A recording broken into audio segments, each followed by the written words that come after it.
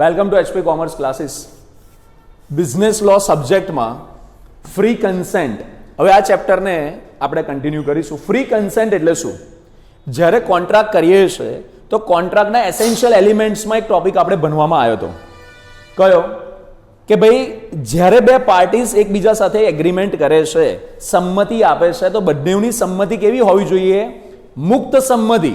કોઈના પ્રેશરમાં આવીને, કોઈના દબાણમાં આવીને કે કોઈના ધાકધમકી હેઠળ સંમતિ આપવાની જરૂરત નથી.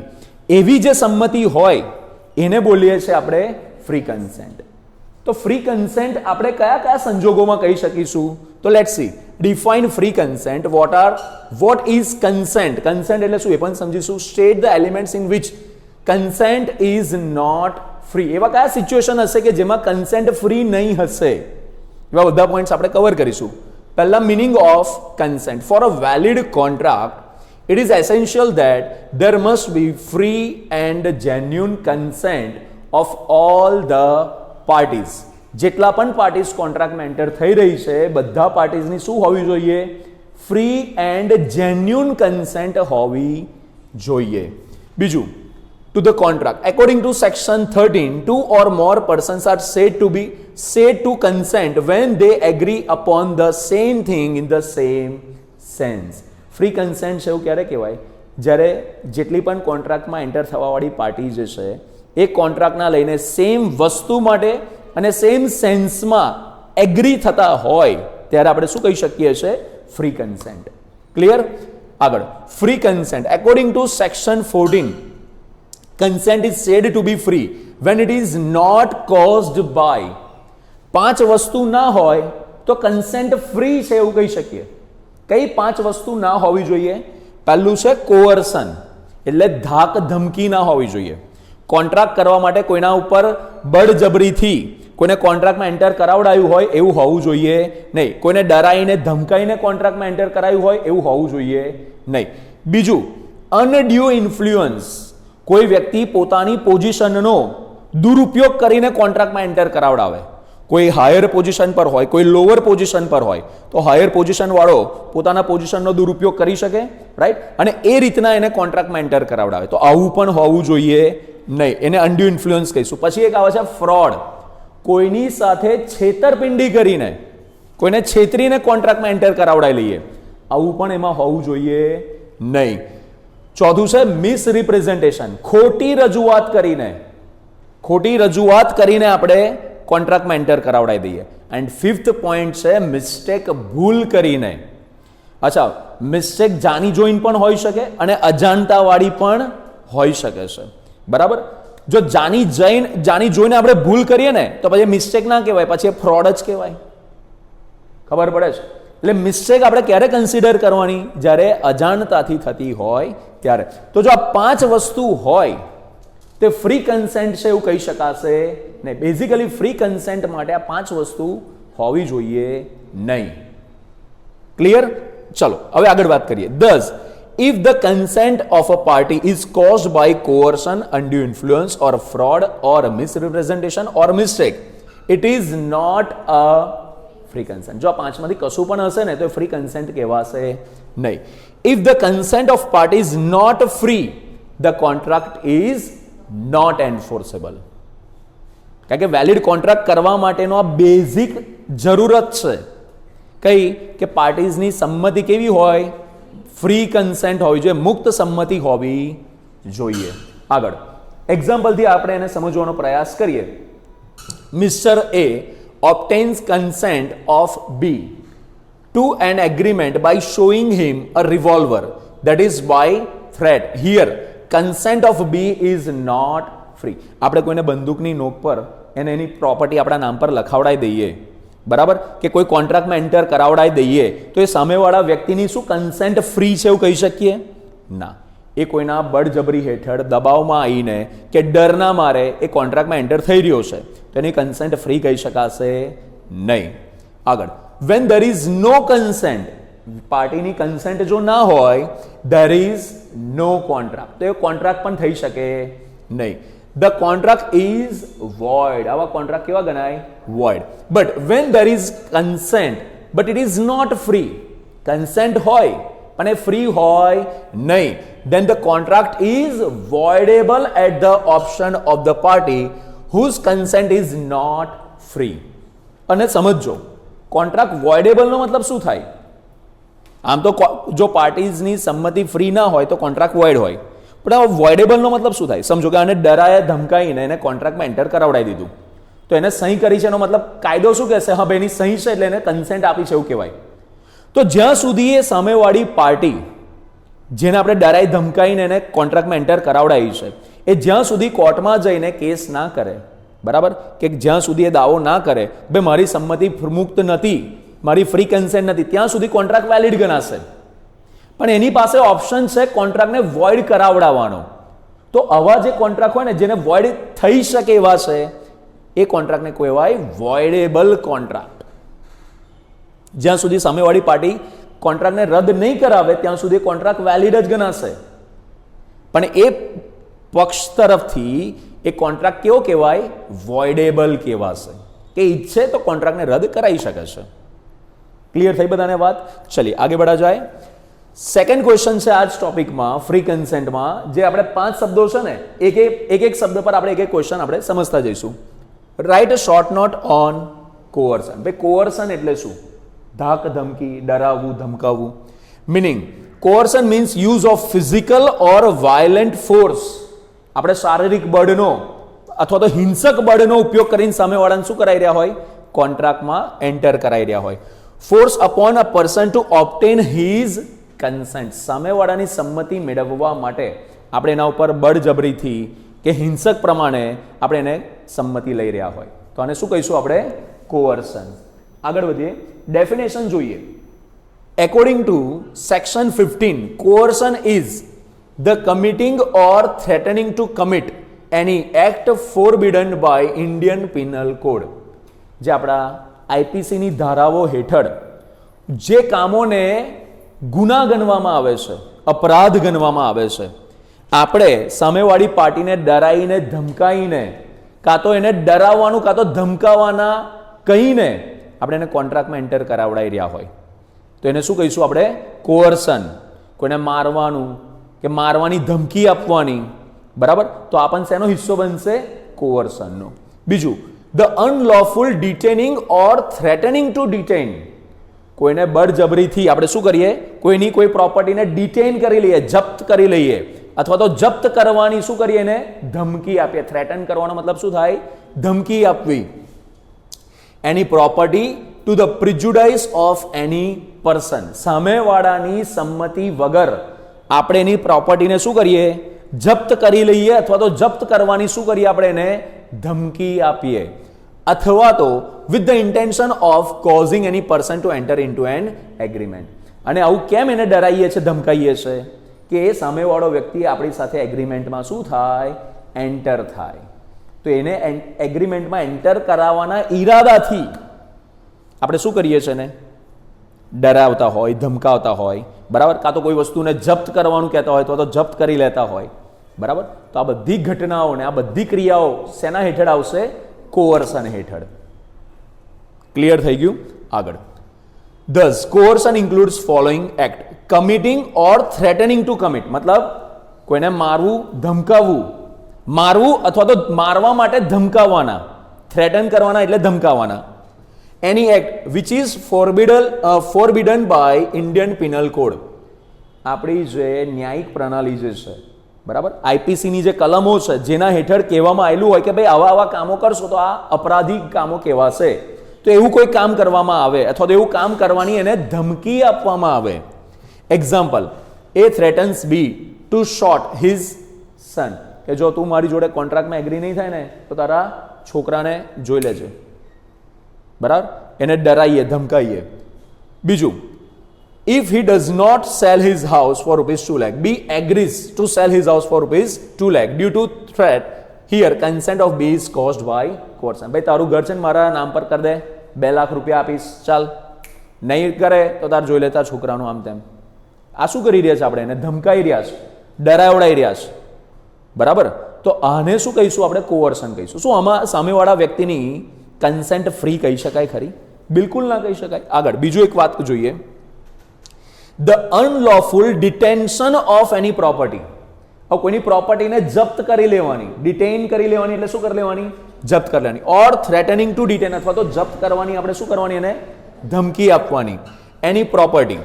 Example, A refuses to give back books of account of B if he does not give him rupees 10,000. B gives him rupees 10,000 under this threat. Here, consent of B is taken by coercion. બરાબર? હવે એક સમજો કે આ સામેવાળો વ્યક્તિ છે ને આપણું એકાઉન્ટ લખવાનું કામકાજ કરે છે. આપણે આપણા બધા બુક્સ ઓફ એકાઉન્ટ, બધી આપણી બિલ્સ, બધું જ આપણે એને આપેલું છે. હવે શું કહી રહ્યો છે? એવું કહેશે કે મને 10,000 રૂપિયા આપો તો જ હું તમારા બુક્સ બધા પાછા આપીશ. તો એનો મતલબ શું? આપણે ડરીને આપણે એને 10,000 રૂપિયા આલી દીધા, બરાબર, અને એ બધું વસ્તુ આપણને પાછી આલે. તો અહીંયા જે એગ્રીમેન્ટ થયું, આ શું ફ્રી કન્સેન્ટ કહી શકાય? આપણી ફ્રી કન્સેન્ટ આમાં છે નહીં. ક્લિયર થાય છે કે નહીં થતું? આગળ. Here, it is essential that there must be an intention to obtain consent of other behind the act of coercion.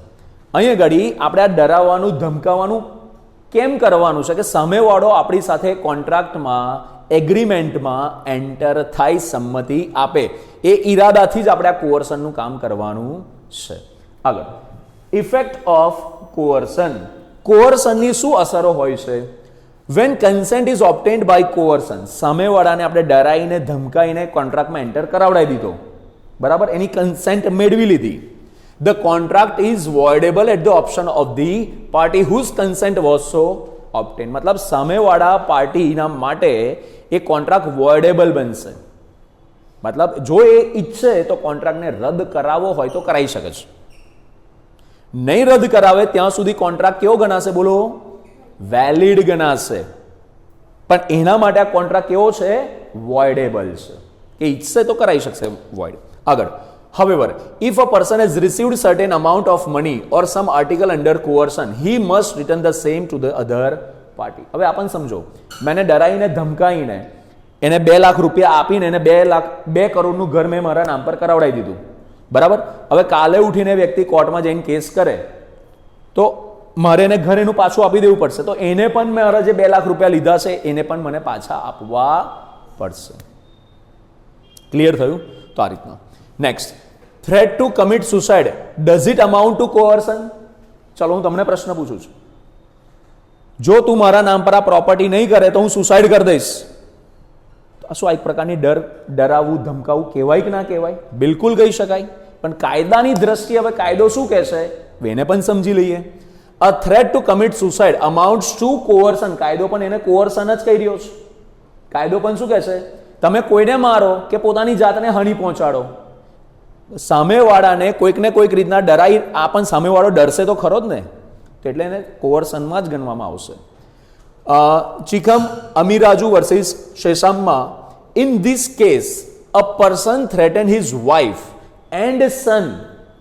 કોઈ વ્યક્તિ છે એના વાઇફ અને સનને ડરાવે છે, ધમકાવે છે, to commit suicide if they did not execute a release deed under the threat. It was held that a threat to commit suicide amounted to coercion, so the release deed was voidable. ચલો એક ઉદાહરણથી સમજાવું. ધારો કે કોઈ x નામનો વ્યક્તિ છે, બરાબર. હવે એ વ્યક્તિની પાસે બધી બહુ જ સંપત્તિ છે. હવે એ સંપત્તિમાં એને શું કર્યું છે? બધી સંપત્તિ એના વાઇફ અને એ લોકોના નામ પર બધી છે, એને રાખેલી છે. હવે એ ઈચ્છે છે શું કે ભાઈ પોતાની સંપત્તિમાંથી થોડીક સંપત્તિ એ પોતાના કોઈ બીજા રિલેટિવને આપે, એના ભાઈને આપે કે એની બેનને આપે, એવું એ આ એક્સ નામનો વ્યક્તિ ઈચ્છે છે. હવે આ 2 જણા છે ને આપવાની ના પાડે છે. તો હવે આ શું કહેશે? જો તમે નહીં સંપત્તિ ટ્રાન્સફર કરો ને તો હું સુસાઇડ કરી લઈશ. તો બોલો, આ એક્સ નામનો વ્યક્તિ પેલા 2ને ડરાઈ રહ્યા છે કે નહીં? ખબર પડી? ચાલો ધારો કે આ 2 વ્યક્તિ ડરીને એના રિલેટિવના નામ પર સંપત્તિ કરી પણ દે, બરાબર. તો બોલો પછીથી આ 2 જણા જે વાઇફ અને સન છે, બોલો એ કોન્ટ્રાક્ટને રદ કરાવી શકે કે ના કરાવી શકે? કરાવી શકે ને? ક્લિયર થયું બધાને? બોલો કોઈ કન્ફ્યુઝન? ડન? સ્ટોપ કરી દો ચાલો વિડીયો. નેક્સ્ટ ક્વેશ્ચન છે આપણો, write a short note on undue influence. પહેલો આગળ જે ભણ્યા કોઅર્શન, ખ્યાલ આવી ગયો બધાને? એ જ રીતના હવે આપણે બીજો જે ટોપિક છે, આપણો બીજો શબ્દ છે ફ્રી કન્સેન્ટમાં, એનું નામ છે અનડ્યુ ઇન્ફ્લુઅન્સ. હમણાં થોડીક આપણે ચર્ચા કરી અનડ્યુ ઇન્ફ્લુઅન્સ એટલે શું? જ્યારે કોઈ વ્યક્તિ પોતાના પોઝિશનનો શું કરે? દુરુપયોગ કરે, ત્યારે એને શું કર્યું કહેવાય? Undue influence. Write a short note on undue influence. Distinguish between coercion and undue influence. આના વચ્ચેનો તફાવત પણ હવે પછી આપણે જોઈશું. પહેલા અનડ્યુ ઇન્ફ્લુઅન્સને સમજીએ. Meaning and definition. Undue influence means use of unfair persuasion by person of superior position to obtain consent of another who is not willing to give his consent. કોઈ સુપિરિયર છે, એ સુપિરિયર પોતાના પોઝિશનનો ઉપયોગ કરીને સામેવાળાને પરસ્યુડ કરે છે, સમજાવે છે, પટાવે છે, મનાવે છે કોઈ કોન્ટ્રાક્ટમાં એન્ટર થવા માટે.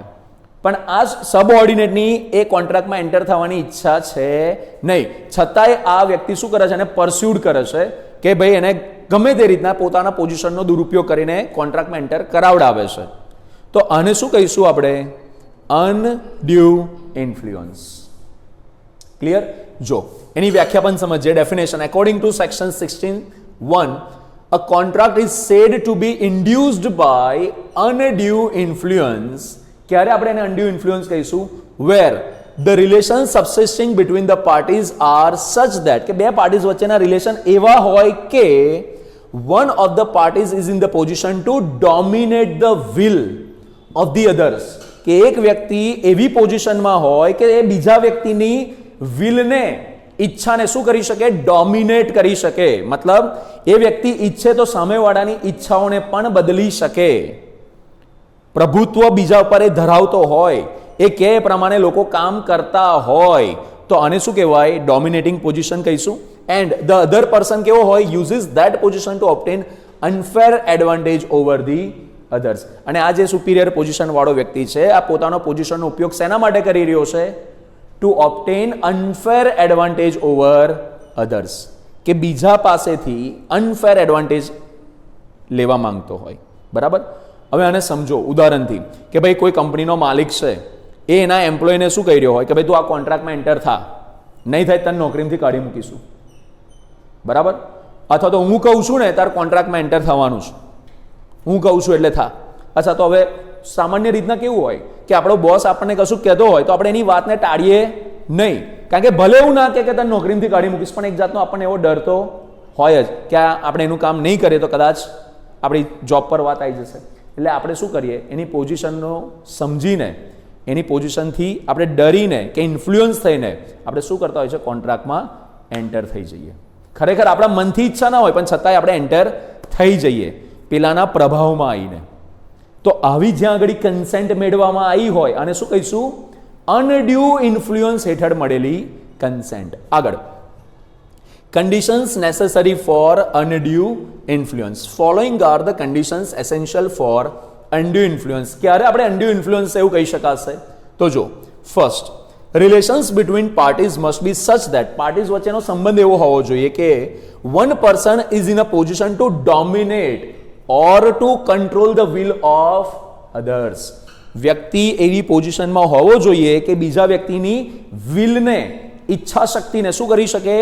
ડોમિનેટ કરી શકે, પ્રભાવિત કરી શકે એ પોઝિશનમાં હોવો જોઈએ. That is the one person must be in superior position. That is, એક એક્ઝામ્પલ આપ્યું છે, માસ્ટર એન્ડ સર્વન્ટ, માલિક અને નોકર. તો નોકર ઓબ્વિયસલી માલિકની વાત માને કે ના માને? માનવાનું છે. બીજું, such position must be used to obtain consent of party. અચ્છા, પોઝિશનનો ઉપયોગ શેના માટે થયેલો હોવો જોઈએ? પાર્ટીઝની સંમતિ મેળવવા માટેનો ઉપયોગ થયેલો હોવો જોઈએ, તો અનડ્યુ ઇન્ફ્લુઅન્સ એવું કહી શકાશે. આગળ, in which cases a person can dominate the will of another. ચલો હવે એ પણ જોઈએ કયા કયા એવા પરિસ્થિતિઓ છે, સિચ્યુએશન્સ છે કે જ્યાં આગળ વ્યક્તિ બીજાની ઈચ્છાઓને પ્રભાવિત કરી શકે. A person is in a position to dominate the will of other in following cases. પહેલું, where he has a real or apparent authority over the others. એક વ્યક્તિ પાસે બીજા વ્યક્તિ કરતા દેખીનથી જ વધારે સત્તા હોય, ઓથોરિટી હોય. Example, relationship between master and servant, માલિક અને નોકર, ડોક્ટર એન્ડ પેશન્ટ. ડોક્ટર કે આ દવા લેવાની છે, આપણે કોઈ દાડો ક્વેશ્ચન કરીએ કે આ પીળી ગોળીઓ જ કમ આલી, લીલી ગોળીઓ કમ ના આલી? કોઈ દાડો આપણે આવી ક્વેરીઝ એવો પ્રશ્ન કરતા નથી. કારણ કે એ વ્યક્તિ એવા પોઝિશનમાં છે કે ભાઈ આ દવા લેવાની, એટલે વિધાઉટ એની ક્વેશ્ચન આપણે દવાઓ લઈએ જ છે. ખબર પડી? કારણ કે એ વ્યક્તિ એવી પોઝિશનમાં છે કે આપણી ઈચ્છાને શું કરી શકે, કડવી દવા હોય, ના ઈચ્છા હોય ગળવાની, તો પણ આપણે દવા લેવી પડે છે. ખબર પડી? તો આ એક વસ્તુ થઈ. ચલો પછી આગળ, where he stands in a fiduciary relationship. જ્યારે વ્યક્તિ શેમાં હોય? fiduciary relationshipમાં હોય, મતલબ વિશ્વાસ આધારિત સંબંધ. કોઈ વિશ્વાસ પર ટકેલા સંબંધ હોય તો એને કયો રિલેશન કહેવાય? fiduciary relationship. Relation of trust and confidence. તમારો કોઈના ઉપર બહુ આંધળો વિશ્વાસ હોય, ફૂલ કોન્ફિડન્સ હોય કે ના ભાઈ આ વ્યક્તિ ક્યારે મારું ખરાબ ના ઈચ્છે, તો હવે એ વ્યક્તિ તમને કશું કહે કે ભાઈ આ કોન્ટ્રાક્ટ કર, તો આપણે વિધાઉટ એની ક્વેશ્ચન આપણે એ કોન્ટ્રાક્ટમાં એન્ટર થઈએ કે ના થઈએ? Yes. Example, relationship between father and સન.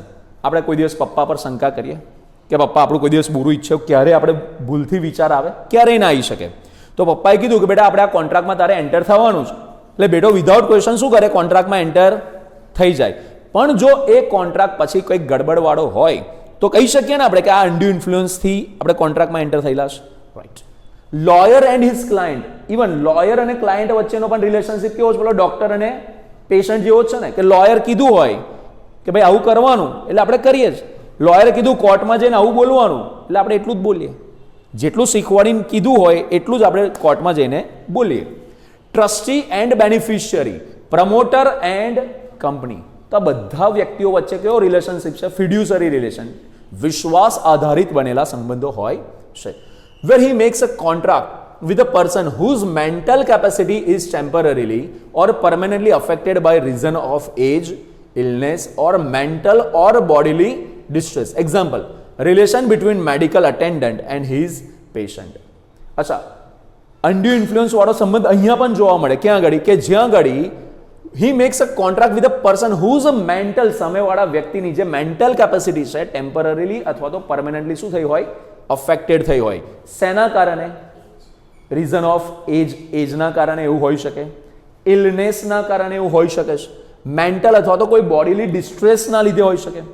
સમજો, આપણે ડૉક્ટરને જઈને કીધું કે ભાઈ હું આટલા દિવસથી બીમાર છું, બરાબર, તો હવે આપણી જે બીમારીની દવા શું લેવાની આપણને જો ખબર હોત તો આપણે ડૉક્ટર પાસે જવાના જ નતા.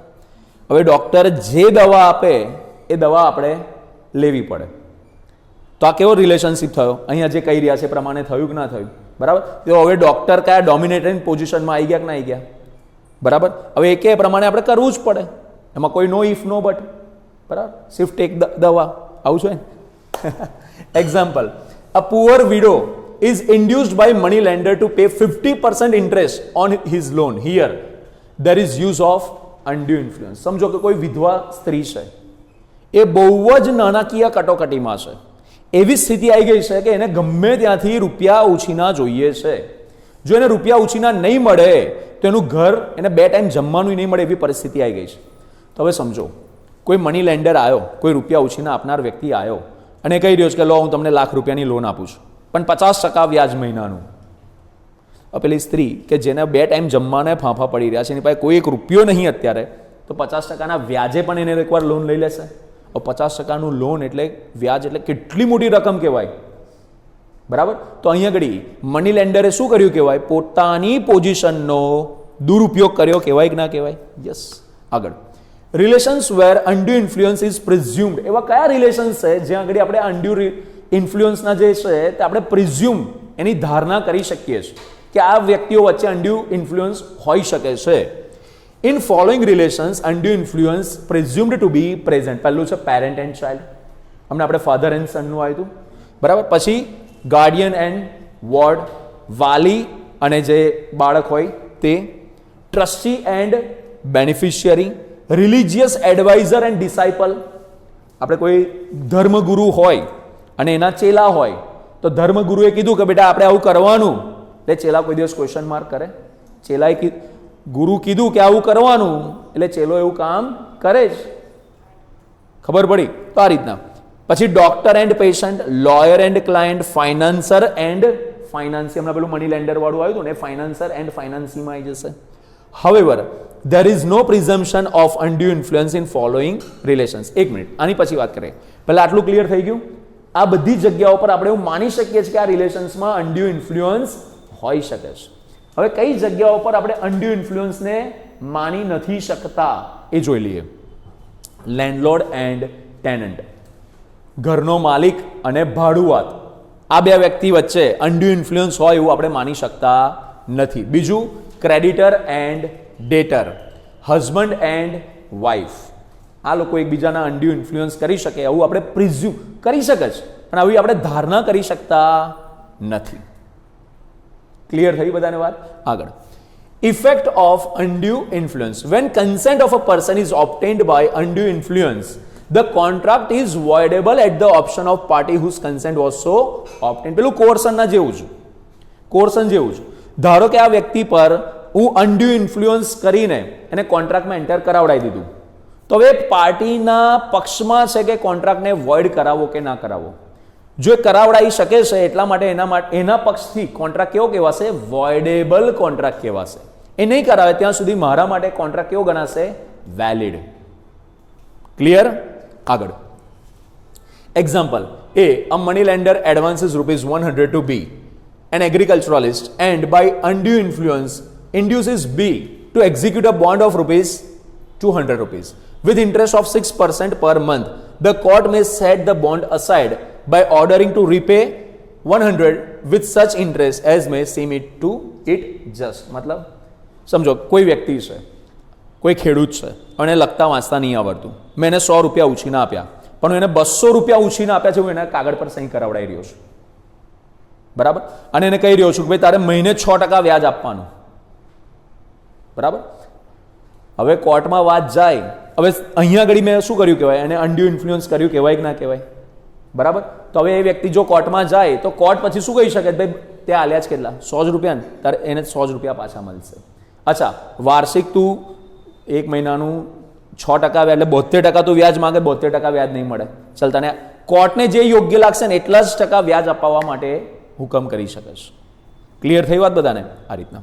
આગળ, તો હવે અહીંયા સુધી આપણે બે ટોપિક ભણ્યા, અનડ્યુ ઇન્ફ્લુઅન્સ અને કોઅર્શન, બરાબર. પહેલા આપણે કોઅર્શન ભણ્યા. ચલો, હવે બે વચ્ચે શું તફાવત હોઈ શકે છે?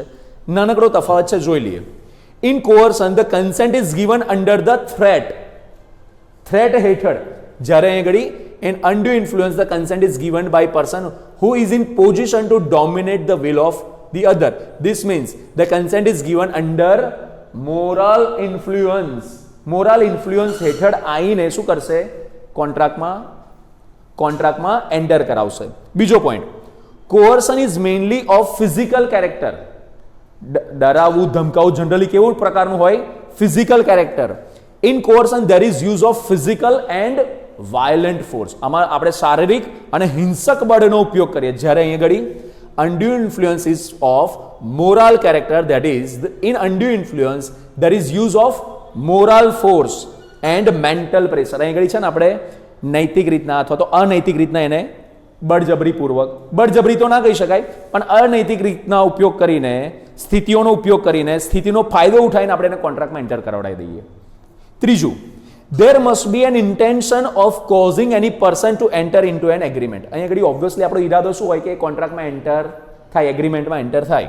and there must be an intention to obtain unfair advantage. અહીં આગળ આપણો ઈરાદો શું હોય છે? unfair advantage આપણે લેવાનો છે, બરાબર. બીજું, it involves criminal act. Obviously કોઈને આપણે મારવાનું, ડરાવવાનું, ધમકાવવાનું, તો આ કેવી એક્ટ કહેવાય? ક્રિમિનલ એક્ટ કહેવાશે. જ્યારે અહીં આગળ it does not involve, આને આપણે ક્રિમિનલ એક્ટ કહી શકાશે નહીં. Next, in coercion both the parties may have the same or different position. કોઅર્શનમાં, ધાકધમકીમાં બંનેની પોઝિશન કઈ અલગ અલગ હોય જરૂરી હોય પણ શકે છે, અને કદાચ સેમ પોઝિશનના પણ વ્યક્તિ હોઈ શકે, પણ અનડ્યુ ઇન્ફ્લુઅન્સમાં ફરજિયાતપણે કોઈ ઉપલો અધિકારી હશે તો કોઈ નીચેના લેવલ પરનો હશે. ક્લિયર થઈ ગયું બધાને? Okay. Fourth question, define fraud. What are the effects of fraud on the validity of contract? Coercion બન્યા, undue influence બન્યા. થર્ડ પોઈન્ટ ફ્રી કન્સેન્ટમાં છે ફ્રોડનો, કે ભાઈ ફ્રોડ એટલે શું, કઈ સ્થિતિને આપણે ફ્રોડ કહીશું એ આપણે પહેલા સમજીશું. એન્ડ ફ્રોડની ઇફેક્ટ શું થાય છે વેલિડિટી ઓફ કોન્ટ્રાક્ટ પર એ પણ આપણે સમજવાનો પ્રયાસ કરીએ. ચલો તો સૌથી પહેલા એનો ડેફિનેશન સમજી લો. According to section 17, fraud means and includes any of the following acts committed by a party to a contract or by his agent with an intention to deceive the other party or to induce him to enter into the contract. मतलब कोई एक party द्वारा, ध्यान થી સમજો, એક party द्वारा અથવા તો કોઈ એના એજન્ટ દ્વારા બીજા પાર્ટીને શું કરવામાં આવે? ડિસીવ કરવાના, એટલે કે છેતરવાના ઈરાદાથી. ડિસીવ કરવાનો મતલબ શું થાય? છેતરવાના ઈરાદાથી એને ઇન્ડ્યુસ કરવામાં આવે કે ભાઈ તું કોન્ટ્રાક્ટમાં એન્ટર થા. આવું જ્યાં કરવામાં આવે એને શું કહીશું આપણે? ફ્રોડ. ક્લિયર? જ્યારે કોઈ એક વ્યક્તિ બીજા વ્યક્તિને છેતરવાના જ ઈરાદાથી એની સાથે કોન્ટ્રાક્ટમાં એન્ટર થઈ રહ્યો હોય તો આ ઘટનાને, આ ક્રિયાને શું કહીશું? ફ્રોડ કહીશું. ક્લિયર? હજી આગળ જો કન્ટિન્યુ કરીએ. આની અંદર એવું કીધું છે કે અમુક એક્ટ્સ, કયા કયા એક્ટ છે જે ફ્રોડની કેટેગરીમાં આવશે? પહેલું, suggestion as to a fact which is not true by one who does not believe it to be true. મતલબ હું એને કોઈ સ્ટેટમેન્ટ કહી રહ્યો છું, મને ખબર છે કે આ સ્ટેટમેન્ટ ખોટું છે, હું એને જે કહી રહ્યો છું તે ખોટી વાત છે, છતાં હું એને કહું કે આ તો સાચી વાત છે, આવું કર. તો અહીં આગળ જાણી જોઈને ખોટી વાતને હું એને સાચી કહી રહ્યો હોઉં, એનો મતલબ હું શું કરી રહ્યો છું? એની સાથે છેતરપિંડી કરી રહ્યો છું. બીજી વાત, the active concealment of a fact by one having knowledge or belief of the fact. જાણી જોઈને, કન્સીલ કરવાનો મતલબ થાય છુપાવવું. જાણી જોઈને આપણે શું કરતા હોય? કન્સીલમેન્ટ કરીએ છીએ, છુપાઈ રહ્યા છે. Concealment of the fact by one having knowledge or belief of the fact. મને કોઈ વસ્તુની સચ્ચાઈ ખબર છે, કોઈ વસ્તુની, કોઈ ઘટનાની, કોઈ પરિસ્થિતિની મને સચ્ચાઈ ખબર છે કે આ વસ્તુ આવી જ છે, છતાંય હું એને શું કહું? કંઈક અલગ રીતના ખોટી વાત કહું, અથવા તો વાત જ ના કહું, કન્સીલ કરી રાખું, છુપાઈ રાખું. ફોર એક્ઝામ્પલ સમજો, હું ગાડીઓનો ડીલર છું, બરાબર? હવે ગાડી ખરેખર એક્સિડન્ટ વાળી છે, પણ એને કહું જ ના કે આ ગાડી એક્સિડન્ટ થયેલી છે. ખબર પડી? ગાડી પર વ્યવસ્થિત કલર વલર મારીને એને ચીપકાઈ દઉં, તો આ શું થયું કહેવાય? મેં એની સાથે એક પ્રકારની કોઈ વાત જે ખરેખર મને કહેવી જોઈતી હતી એ ના કીધી, તો મેં એની સાથે શું કર્યું કહેવાય? ફ્રોડ કર્યું કહેવાય કે ના કહેવાય? આગળ, a promise made without any intention to performing it. મતલબ હું એને પ્રોમિસ આપું, પણ મને પહેલેથી મારો ઈરાદો મારો ફિક્સ જ હોય કે ભલે એને પ્રોમિસ આપું છું, પણ હું એ પ્રોમિસ પ્રમાણે પરફોર્મન્સ જ નહીં આપું. ખબર પડી? ફોર એક્ઝામ્પલ, બે એડવાન્સ પેમેન્ટ આપવું પડશે તો હું ગુડ્સ ડિલિવર કરીશ. મને ખબર જ છે એડવાન્સ પેમેન્ટ આવે ને એટલે મારે ગુડ્સ આપવાના જ નહીં, હું નાહી જ જઈશ, રૂપિયા લઈને ગાયબ. આવું પહેલેથી મારો ઈરાદો છે જ, તો આને પણ શું કહેવાય? ફ્રોડ. ચોથું, એની અધર એક્ટ ફિટેડ ટુ ડિસીવ. એવું કોઈ પણ કામ કે જે કામ ડિસીવની વ્યાખ્યામાં આવતું હોય, જે વાતને ડિસીવ કહી શકાય, મતલબ છેતરવું એવું કહી શકાય, એ પણ ફ્રોડમાં આવશે.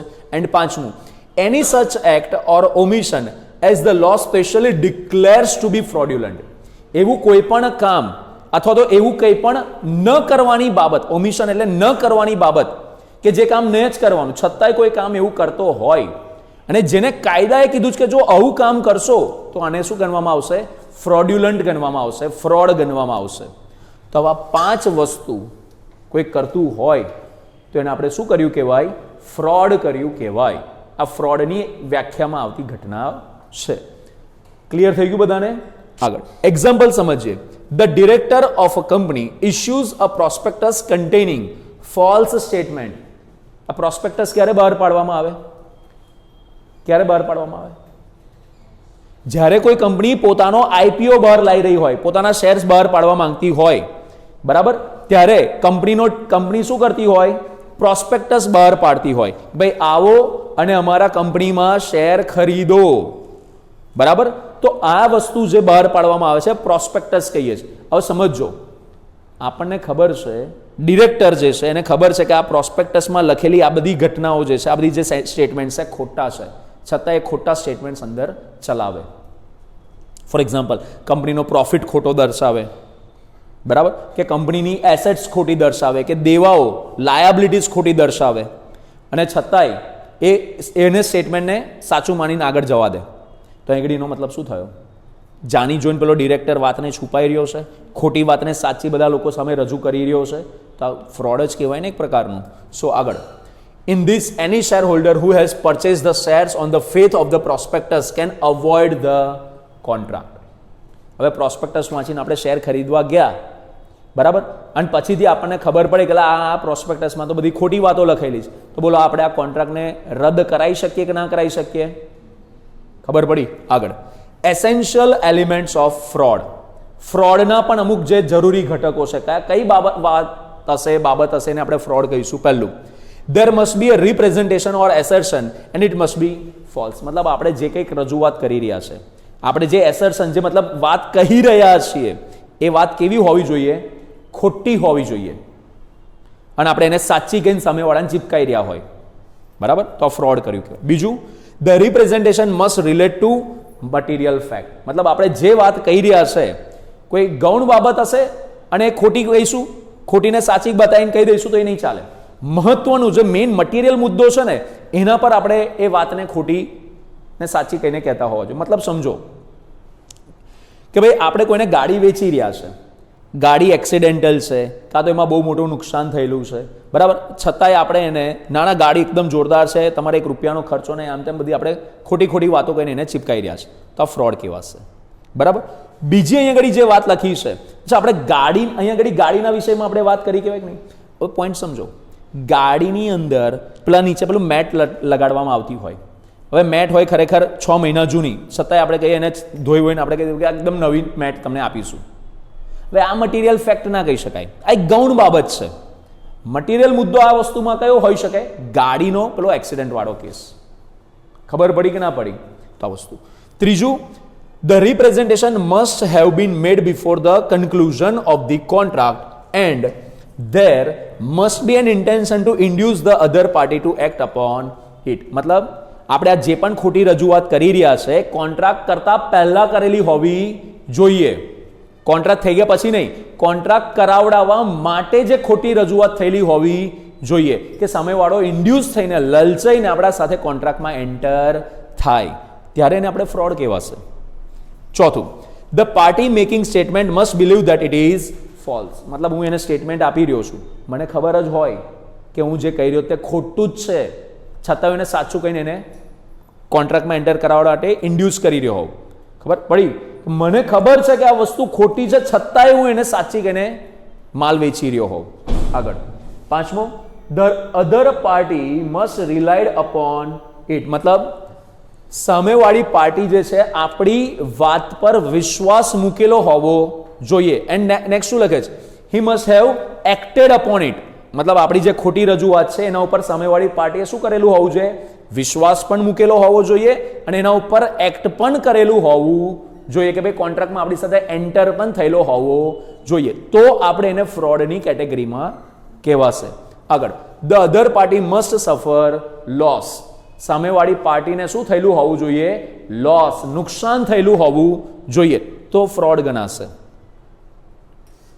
પોઈન્ટ્સ ખબર પડી? તો સાહેબ સામેવાળી પાર્ટી આપણે ફ્રોડ કર્યું પણ સામેવાળીને પ્રોફિટ થાય તો? સામેવાળી પાર્ટીને પ્રોફિટ થાય તો કોઈ દિવસ તમારા પર ફ્રોડનો દાવો કરશે ખરો? કોઈ ના કરે. ખબર પડી?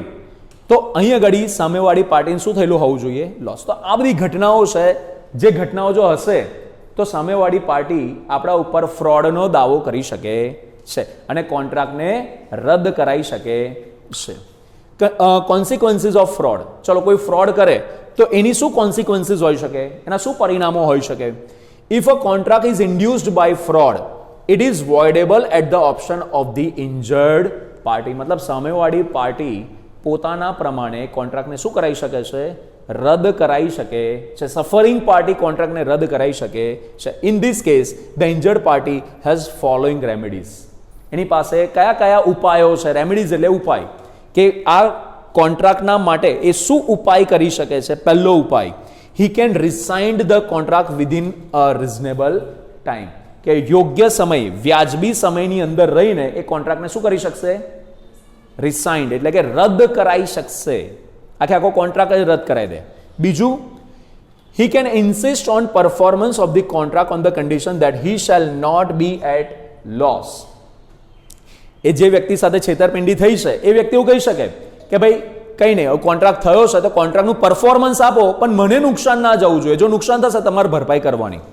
એટલે કોન્ટ્રાક્ટનું પરફોર્મન્સ અપાવવા માટેનું કહી શકે, પણ એમાં કન્ડિશન એ શું લગાડી દેશે કે મને નુકસાન થવું જોઈએ નહીં. અને ત્રીજી રેમેડી શું છે એની પાસે? He can sue for damages, કે એને જે કંઈક નુકસાન થયું છે એના માટે એ દાવો કરી શકે. તો આટલું ક્લિયર થયું? 3 ટોપિક આપણા કવર થયા. કયા 3 થયા? કોવર્સન, અનડ્યુ ઇન્ફ્લુઅન્સ અને આ ફ્રોડ. ચોથો ટોપિક કયો આવે છે? મિસરિપ્રેઝન્ટેશન, ખોટી રજૂઆત. તો જુઓ, write a short note on misrepresentation. Meaning of misrepresentation. ચલો એને સમજીએ. મિસરિપ્રેઝન્ટેશન એટલે શું? તો misrepresentation means a false statement made by a person innocently. આ બહુ ઇમ્પોર્ટન્ટ વાત છે, સમજજો. કે વ્યક્તિ ખોટું સ્ટેટમેન્ટ આપી રહ્યો છે, જાણી જોઈને નહીં, અજાણતાથી. જો જાણી જોઈને ખોટું સ્ટેટમેન્ટ આપશે તો એ તો ફ્રોડ બનશે, પણ આગળ અજાણતાથી ખોટું સ્ટેટમેન્ટ આપી રહ્યો છે તો એને કઈ કેટેગરીમાં આવશે? Misrepresentation. Or non disclosure of material facts without any intention to deceive the other party. અહીં આગળ જે પાર્ટી સ્ટેટમેન્ટ આપી રહ્યો છે એનો કોઈ ઈરાદો નથી કે સામેવાળી પાર્ટીને શું કરે? છેતરે. એને છેતરવાનો કોઈ ઈરાદો છે નહીં. અજાણતા એ કોઈ ખોટી વાત કહી દે છે, અજાણતા કોઈ વસ્તુ છુપાઈ દે છે. જાણી જોઈને નહીં છુપાવતો, પણ કહેવાનું રહી ગયું હોય એનાથી, એવું બને ને. તો આવું જો એનો ઇન્ટેન્શન છેતરવાનો નહીં હોય તો એ મિસરિપ્રેઝન્ટેશન કહેવાશે. પણ જો જાણી જોઈને કરતો હોય તો એવું કામ ફ્રોડ કહેવાશે. વાત સ્પષ્ટ થઈ બધાને? આગળ એક્ઝામ્પલથી સમજીએ. જો example, mister A while selling his horse to B tells him that the horse is sound. શું કહી રહ્યો છે? ભાઈ ફોર એક્ઝામ્પલ, હું મારો હોર્સ વેચી રહ્યો છું અને મને ખબર છે કે આ હોર્સ વ્યવસ્થિત છે, ડાયો છે, એમાં કોઈ પ્રોબ્લેમ નથી, અને હું એમ જ કહીને વેચી રહ્યો છું કે ભાઈ આ મારો હોર્સ એકદમ વ્યવસ્થિત છે, બરાબર. નાઉ એ really believes that the horse is sound, but in fact it is not sound. Later on B finds that the horse is unsound. The representation made by A is મિસરિપ્રેઝન્ટેશન. મને એવો પૂરો વિશ્વાસ છે કે મેં જે હોર્સ મારી પાસે છે એકદમ વ્યવસ્થિત છે, કોઈને હાનિ પહોંચાડે એવો નથી, પણ જ્યારે મેં બીને વેચી દીધો, સામેવાળી પાર્ટીને વેચ્યો, તો એને જ્યારે હોર્સને એ સાથે રહ્યો તો એને કેવો લાગ્યો? હોર્સ અનસાઉન્ડ માઇન્ડનો લાગ્યો, અયોગ્ય લાગ્યો, બિનઉપયોગી લાગ્યો, બરાબર. તો હવે અહીંયા આગળ શું મેં એની સાથે ફ્રોડ કર્યું કહેવાય? ના. મને તો પૂરો વિશ્વાસ હતો કે મેં શું આ હોર્સ જે વેચી રહ્યો છે કેવો છે? વ્યવસ્થિત છે, પણ એના માટે અવ્યવસ્થિત નીકળ્યો, તો અહીં આગળ શું થયું કહેવાય? મિસરિપ્રેઝન્ટેશન. ખરેખર હોર્સ અનસાઉન્ડ જ હોય પણ મને સાઉન્ડ લાગતો હોય તો એને શું કહેવાશે? Misrepresentation. Next, requirements of misrepresentation. એવી કઈ પરિસ્થિતિઓ છે જેને આપણે મિસરિપ્રેઝન્ટેશનની કેટેગરીમાં કન્સિડર કરીશું? જે રીતના આપણે ફ્રોડને પેલે 7 મુદ્દાઓ હતા ને કે ભાઈ 7 મુદ્દાઓ આવા હોય તો એને આપણે ફ્રોડ કહીશું, એ જ રીતના મિસરિપ્રેઝન્ટેશન માટેના 7 મુદ્દા છે. જો પહેલું, it must be representation of material fact, કે આપણે જે પણ રજૂઆત કરી રહ્યા છે, જે પણ આપણે સ્ટેટમેન્ટ આપી રહ્યા છે, જે આપણને સાચું લાગે છે એ મટીરિયલ વસ્તુ માટેનું મેઇન મુદ્દો કે જેના માટેનો આપણે કોન્ટ્રાક્ટ કરી રહ્યા છે એ મુદ્દા માટેનું મિસરિપ્રેઝન્ટેશન થયેલું હોવું જોઈએ. બીજું, it must be made before the conclusion of the contract to induce the other party to enter into a contract. મતલબ આ જે પણ આપણી ખોટી રજૂઆત છે એ ખોટી રજૂઆત ક્યારે થયેલી હોવી જોઈએ? કોન્ટ્રાક્ટ થતા પહેલા, અને આપણી રજૂઆતના બેઝિસ પર સામેવાળી પાર્ટી ઇન્ડ્યુસ થઈને કોન્ટ્રાક્ટમાં એન્ટર થયેલી હોવી જોઈએ. ત્રીજું, it must be made with an intention that it should be acted upon by the person to whom it is address. મતલબ આપણે જે રજૂઆત કરી રહ્યા છે એ રજૂઆત એવી રીતના કરેલી હોવી જોઈએ કે સામેવાળો વ્યક્તિ ઇન્ડ્યુસ થઈને કોન્ટ્રાક્ટમાં એન્ટર થાય અને એને કોન્ટ્રાક્ટમાં એન્ટર કરાવવાના ઈરાદાથી જ, એ ઇન્ટેન્શનથી જ આપણે શું કરી રહ્યા હોય? એ રજૂઆત કરી રહ્યા હોય. Next, it must have been actually acted upon and must have induced the contract. મતલબ આપણે રજૂઆત એ રીતના થયેલી હોવી જોઈએ કે સામેવાળો વ્યક્તિ એકચ્યુઅલમાં ઇન્ડ્યુસ થયેલો હોય અને કોન્ટ્રાક્ટમાં એન્ટર પણ થયેલો હોય, કોન્ટ્રાક્ટમાં એન્ટર થવા માટે એક્ટ પણ કરેલું હોવું જોઈએ. બરાબર, સમજો આપણે ખોટી રજૂઆત થઈ ગઈ આપણાથી, બરાબર, સામેવાળો પાર્ટી એના પર કોઈ એક્ટ જ ના કર્યો હોય, કોન્ટ્રાક્ટમાં એન્ટર જ ના થયો હોય, તો મિસરિપ્રેઝન્ટેશનનો કોઈ પ્રશ્ન આવે ખરો? પ્રશ્ન ક્યારે આવશે? જ્યારે સામેવાળો પાર્ટી આપણી વાતને વિશ્વાસ માનીને એના ઉપર એક્ટ કરી હોય, એનો મતલબ કે કોન્ટ્રાક્ટમાં એન્ટર થયેલો હોવો જોઈએ. તો મિસ રિપ્રેઝન્ટેશનની વાત આવશે ને. Fifth, it must be wrong but the person who made it must believe it to be true. ખરેખર વસ્તુ ખોટી જ હોવી, પણ જે વ્યક્તિ કહી રહ્યો છે એ બિલીવ કરતો હોય કે એ વાત સાચી છે. ખબર પડી કે ના પડી? જે પેલું હોર્સનું ઉદાહરણ લીધું, મને એવું લાગી રહ્યું છે, હું બિલીવ કરું છું કે હોર્સ વ્યવસ્થિત જ છે, પણ ખરેખર હોય કેવો? અવ્યવસ્થિત, અયોગ્ય હોર્સ હોય. બરાબર? આ રીતના. Next, there should not be any intention to deceive the other party. મિસરિપ્રેઝન્ટેશન ત્યારે જ મનાશે જ્યારે આપણો કોઈ ઈરાદો ના હોય કે સામેવાળી પાર્ટીને શું કરીએ? છેતરીએ. જો છેતરવાનો ઈરાદો આવી ગયો તો પછી fraud. It need not be made directly to the પ્લેન્ટિફ.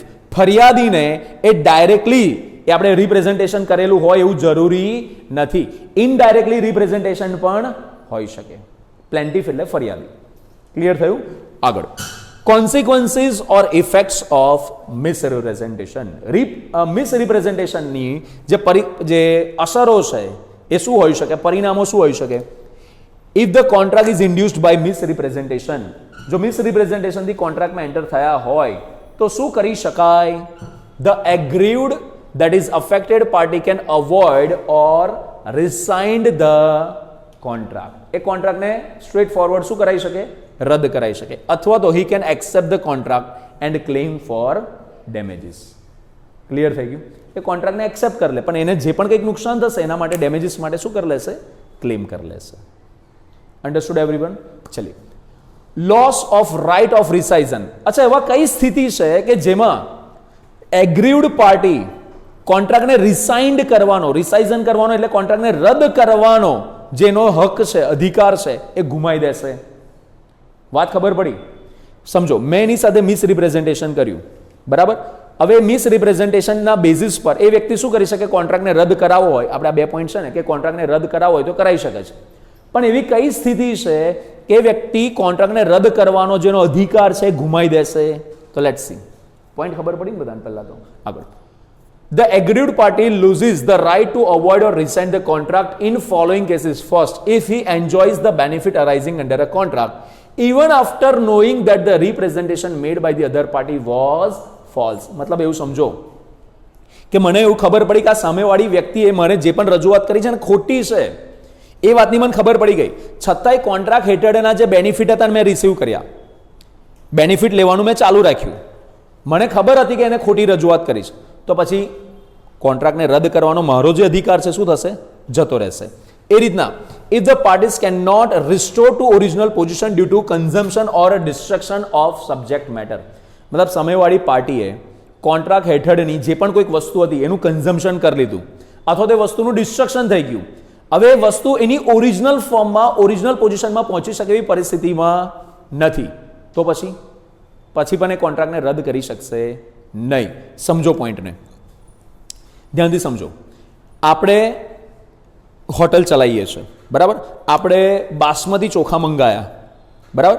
Basmati ચોખાનો સમજો 50 કિલોની ગુણ મંગાવી હતી, એમાંથી 40 કિલોની ગુણ વપરાઈ ગયા, પછી ખબર પડી કે આ તો હલકી ગુણવત્તાના ચોખા આવી ગયા છે. હવે ઓલરેડી જે કન્ઝમ્પશન થઈ ગયું છે એને ફરી રિસ્ટોર થઈ શકાય ખરું? ના થઈ શકે.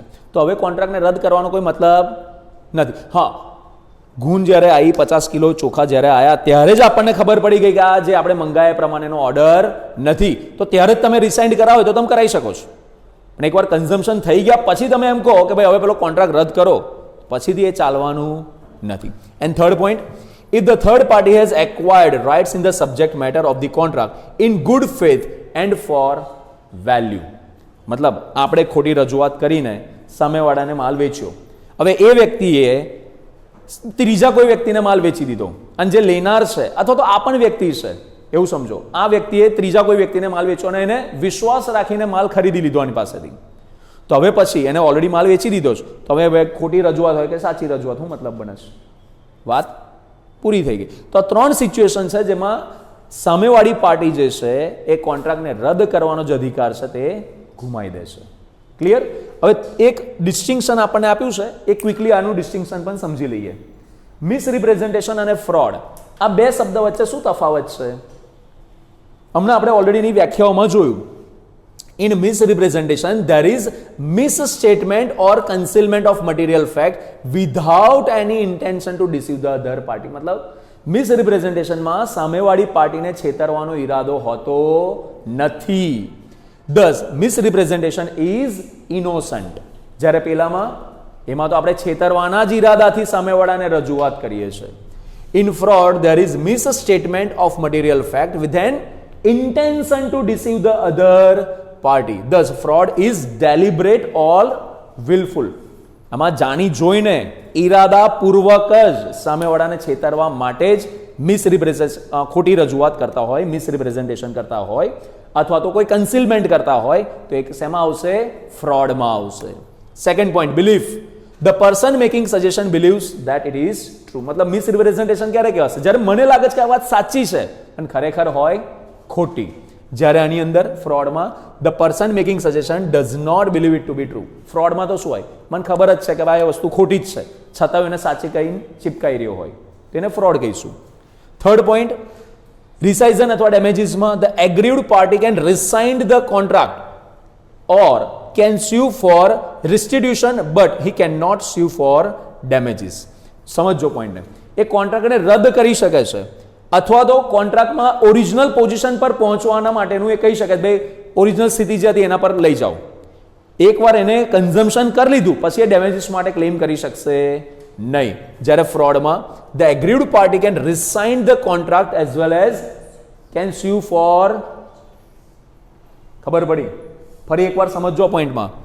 એગ્રીવડ પાર્ટી જે છે જેની સાથે છેતરપિંડી થયેલી છે અથવા તો જેને સહન કરવાનો વારો આવેલો છે એ કોન્ટ્રાક્ટને રદ કરી શકશે અથવા તો ઓરિજિનલ પોઝિશનમાં કોન્ટ્રાક્ટ ના કર્યો તો જે સ્થિતિ હોત એ સ્થિતિમાં જવાનું કહી શકે છે, પણ ડેમેજીસ માટે ક્લેમ નહીં કરી શકે. ક્યારે?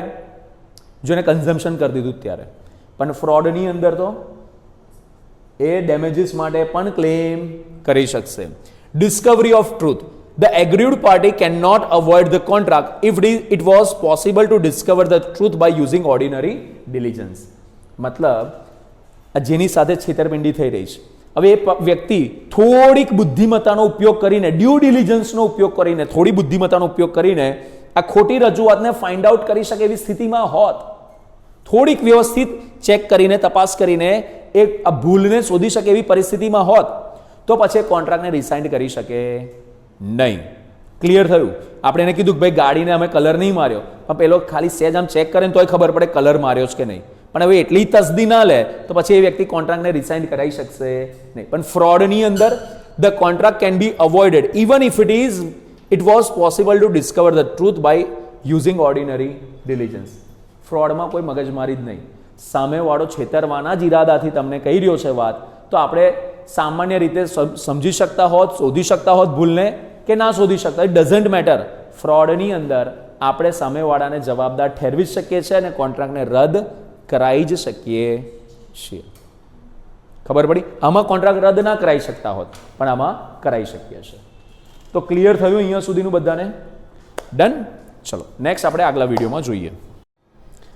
નેક્સ્ટ ક્વેશ્ચન છે આપણો, write a short note on undue influence. પહેલો આગળ જે ભણ્યા કોઅર્શન, ખ્યાલ આવી ગયો બધાને? એ જ રીતના હવે આપણે બીજો જે ટોપિક છે, આપણો બીજો શબ્દ છે ફ્રી કન્સેન્ટમાં, એનું નામ છે અનડ્યુ ઇન્ફ્લુઅન્સ. હમણાં થોડીક આપણે ચર્ચા કરી. અનડ્યુ ઇન્ફ્લુઅન્સ એટલે શું? જ્યારે કોઈ વ્યક્તિ પોતાના પોઝિશનનો શું કરે? દુરુપયોગ કરે, ત્યારે એને શું કર્યું કહેવાય? Undue influence. Write a short note on undue influence. Distinguish between coercion and undue influence. આના વચ્ચેનો તફાવત પણ હવે પછી આપણે જોઈશું. પહેલા અનડ્યુ ઇન્ફ્લુઅન્સને સમજીએ. Meaning and definition. Undue influence means use of unfair persuasion by person of superior position to obtain consent of another who is not willing to give his consent. કોઈ સુપીરિયર છે, એ સુપીરિયર પોતાના પોઝિશનનો ઉપયોગ કરીને સામેવાળાને પરસ્યુડ કરે છે, સમજાવે છે, પટાવે છે, મનાવે છે કોઈ કોન્ટ્રાક્ટમાં એન્ટર થવા માટે. પણ આ સબઓર્ડિનેટની એ કોન્ટ્રાક્ટમાં એન્ટર થવાની ઈચ્છા છે નહીં, છતાંય આ વ્યક્તિ શું કરે છે? એને પરસ્યુડ કરે છે કે ભાઈ એને ગમે તે રીતના પોતાના પોઝિશનનો દુરુપયોગ કરીને કોન્ટ્રાક્ટમાં એન્ટર કરાવડાવે છે. તો આને શું કહીશું આપણે? અનડ્યુ ઇન્ફ્લુઅન્સ. ક્લિયર? જો એની વ્યાખ્યા પણ સમજીએ. Definition according to section 16(1) a contract is said to be induced by undue influence. ક્યારે આપણે એને undue influence કહીશું? where the relations subsisting between the parties are such that કે બે પાર્ટીઝ વચ્ચેના રિલેશન એવા હોય કે one of the parties is in the position to dominate the will of the others. કે એક વ્યક્તિ એવી પોઝિશનમાં હોય કે એ બીજા વ્યક્તિની વિલને, ઈચ્છાને શું કરી શકે? ડોમિનેટ કરી શકે. મતલબ એ વ્યક્તિ ઈચ્છે તો સામેવાળાની ઈચ્છાઓને પણ બદલી શકે. પ્રભુત્વ બીજા ઉપર એ ધરાવતો હોય, એ કે પ્રમાણે લોકો કામ કરતા હોય, તો આને શું કહેવાય? ડોમિનેટિંગ પોઝિશન કહીશું. એન્ડ ધ અધર પર્સન કેવો હોય? Uses that position to obtain unfair advantage over the others. અને આ જે સુપિરિયર પોઝિશન વાળો વ્યક્તિ છે, આ પોતાનો પોઝિશનનો ઉપયોગ શેના માટે કરી રહ્યો છે? To obtain unfair advantage over others. કે બીજા પાસેથી અનફેર એડવાન્ટેજ લેવા માંગતો હોય. બરાબર? હવે આને સમજો ઉદાહરણથી કે ભાઈ કોઈ કંપનીનો માલિક છે, એ એના એમ્પ્લોયને શું કહી રહ્યો હોય કે ભાઈ તું આ કોન્ટ્રાક્ટમાં એન્ટર થા, નહીં થાય તને નોકરીમાંથી કાઢી મૂકીશું. બરાબર? અથવા તો હું કહું છું ને તાર કોન્ટ્રાક્ટમાં એન્ટર થવાનું છે, હું કહું છું એટલે થા. અચ્છા, તો હવે સામાન્ય રીતના કેવું હોય કે આપણો બોસ આપણને કશું કહેતો હોય તો આપણે એની વાતને ટાળીએ નહીં. કારણ કે ભલે એવું ના કે તને નોકરીમાંથી કાઢી મૂકીશ, પણ એક જાતનો આપણને એવો ડર તો હોય જ કે આપણે એનું કામ નહીં કરીએ તો કદાચ આપણી જોબ પર વાત આવી જશે. એટલે આપણે શું કરીએ? એની પોઝિશનનો સમજીને, એની પોઝિશનથી આપણે ડરીને કે ઇન્ફ્લુઅન્સ થઈને આપણે શું કરતા હોય છે? કોન્ટ્રાક્ટમાં એન્ટર થઈ જઈએ. ખરેખર આપણા મનથી ઈચ્છા ના હોય પણ છતાંય આપણે એન્ટર થઈ જઈએ પેલાના પ્રભાવમાં આવીને. તો આવી જ્યાં આગળ કન્સેન્ટ મેળવવામાં આવી હોય અને શું કહીશું? અનડ્યુ ઇન્ફ્લુઅન્સ હેઠળ મળેલી કન્સેન્ટ. આગળ, conditions necessary for undue influence. Following are the conditions essential for undue influence. ક્યારે આપણે undue influence એવું કહી શકાશે? તો જો, first, relations between parties must be such that parties વચ્ચેનો સંબંધ એવો હોવો જોઈએ કે one person is in a position to dominate or to control the will of others. વ્યક્તિ એવી પોઝિશનમાં હોવો જોઈએ કે બીજા વ્યક્તિની વિલને, ઈચ્છા શક્તિને શું કરી શકે? ડોમિનેટ કરી શકે, પ્રભાવિત કરી શકે એ પોઝિશનમાં હોવો જોઈએ. That is the one person must be in superior position. That is, એક એક્ઝામ્પલ આપું છું, માસ્ટર એન્ડ સર્વન્ટ, માલિક અને નોકર. તો નોકર ઓબ્વિયસલી માલિકની વાત માને કે ના માને? માનવાનું છે. બીજું, such position must be used to obtain consent of party. અચ્છા, આ પોઝિશનનો ઉપયોગ શેના માટે થયેલો હોવો જોઈએ? પાર્ટીઝની સંમતિ મેળવવા માટેનો ઉપયોગ થયેલો હોવો જોઈએ, તો અનડ્યુ ઇન્ફ્લુઅન્સ એવું કહી શકાશે. આગળ, in which cases a person can dominate the will of another. ચલો હવે એ પણ જોઈએ કયા કયા એવા પરિસ્થિતિઓ છે, સિચ્યુએશન્સ છે કે જ્યાં આગળ વ્યક્તિ બીજાની ઈચ્છાઓને પ્રભાવિત કરી શકે. A person is in a position to dominate the will of other in following cases. પહેલું, where he has a real or apparent authority over the others. એક વ્યક્તિ પાસે બીજા વ્યક્તિ કરતા દેખીનથી જ વધારે સત્તા હોય, ઓથોરિટી હોય. Example, relationship between master and servant, માલિક અને નોકર, ડોક્ટર એન્ડ પેશન્ટ. ડોક્ટર કે આ દવા લેવાની છે, આપણે કોઈ દાડો ક્વેશ્ચન કરીએ કે આ પીળી ગોળીઓ જ કમ આલી, લીલી ગોળીઓ કમ ના આલી? કોઈ દાડો આપણે આવી ક્વેરીઝ એવો પ્રશ્ન કરતા નથી. કારણ કે એ વ્યક્તિ એવા પોઝિશનમાં છે કે ભાઈ આ દવા લેવાની, એટલે વિધાઉટ એની ક્વેશ્ચન આપણે દવાઓ લઈએ જ છે. ખબર પડી? કારણ કે એ વ્યક્તિ એવી પોઝિશનમાં છે કે આપણી ઈચ્છાને શું કરી શકે? કડવી દવા હોય, ના ઈચ્છા હોય ગળવાની, તો પણ આપણે દવા લેવી પડે છે.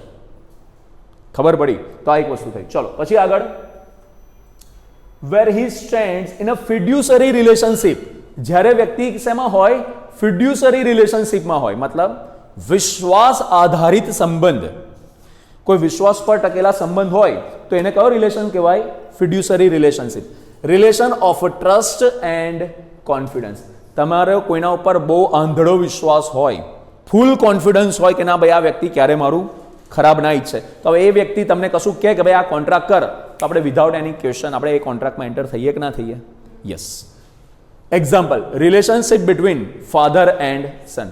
આપણે કોઈ દિવસ પપ્પા પર શંકા કરીએ કે પપ્પા આપણું કોઈ દિવસ બુરું ઈચ્છે, ક્યારે આપણે ભૂલથી વિચાર આવે? ક્યારેય ના આવી શકે.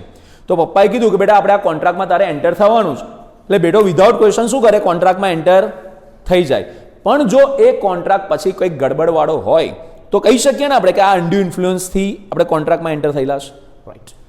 Lawyer and his client, even lawyer અને ક્લાયન્ટ વચ્ચેનો પણ રિલેશનશિપ કેવો છે, બોલો ડોક્ટર અને પેશન્ટ જેવો જ છે ને, કે લોયર કીધું હોય કે ભાઈ આવું કરવાનું એટલે આપણે કરીએ જ.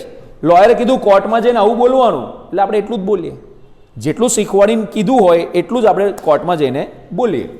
Trustee and beneficiary, promoter and company, તો આ બધા વ્યક્તિઓ વચ્ચે કેવો રિલેશનશિપ છે, ફિડ્યુસરી રિલેશન, વિશ્વાસ આધારિત બનેલા સંબંધો હોય છે.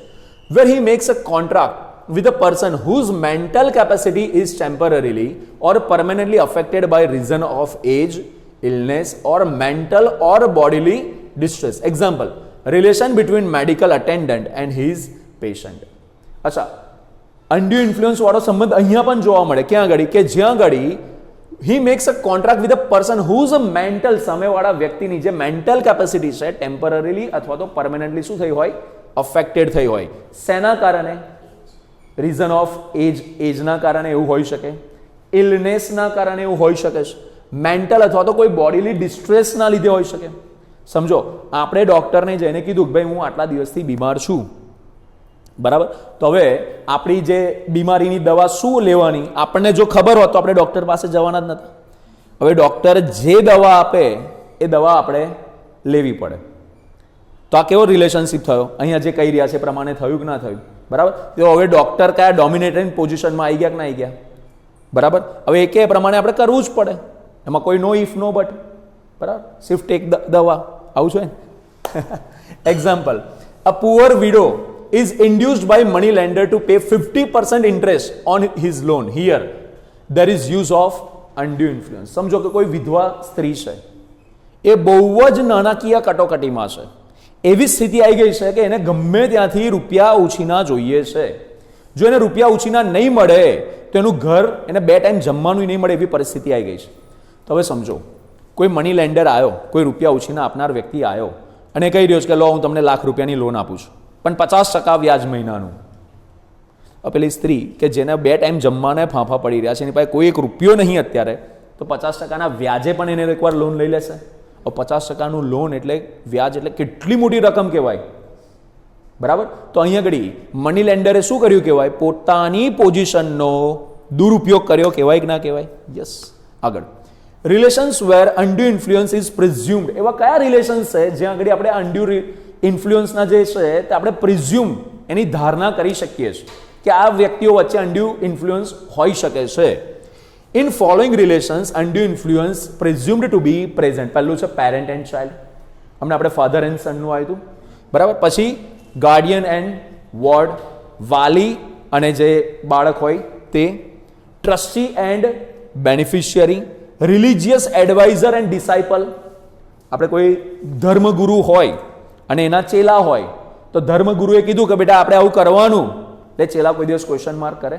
ચેલાએ ગુરુ કીધું કે આવું કરવાનું એટલે ચેલો એવું કામ કરે જ. ખબર પડી? તો આ રીતના. પછી doctor and patient, lawyer and client, financier and financee. હમણાં પેલું મની લેન્ડર વાળું આવ્યું હતું ને, ફાઇનાન્સર એન્ડ ફાઇનાન્સીમાં આવી જશે. However, there is no presumption of undue influence in following relations. એક મિનિટ, આની પછી વાત કરીએ. પહેલા આટલું ક્લિયર થઈ ગયું? આ બધી જગ્યાઓ પર આપણે એવું માની શકીએ છીએ કે આ રિલેશન્સમાં અનડ્યુ ઇન્ફ્લુઅન્સ હોઈ શકે છે. હવે કઈ જગ્યાઓ પર આપણે અનડ્યુ ઇન્ફ્લુઅન્સને માની નથી શકતા એ જોઈ લઈએ.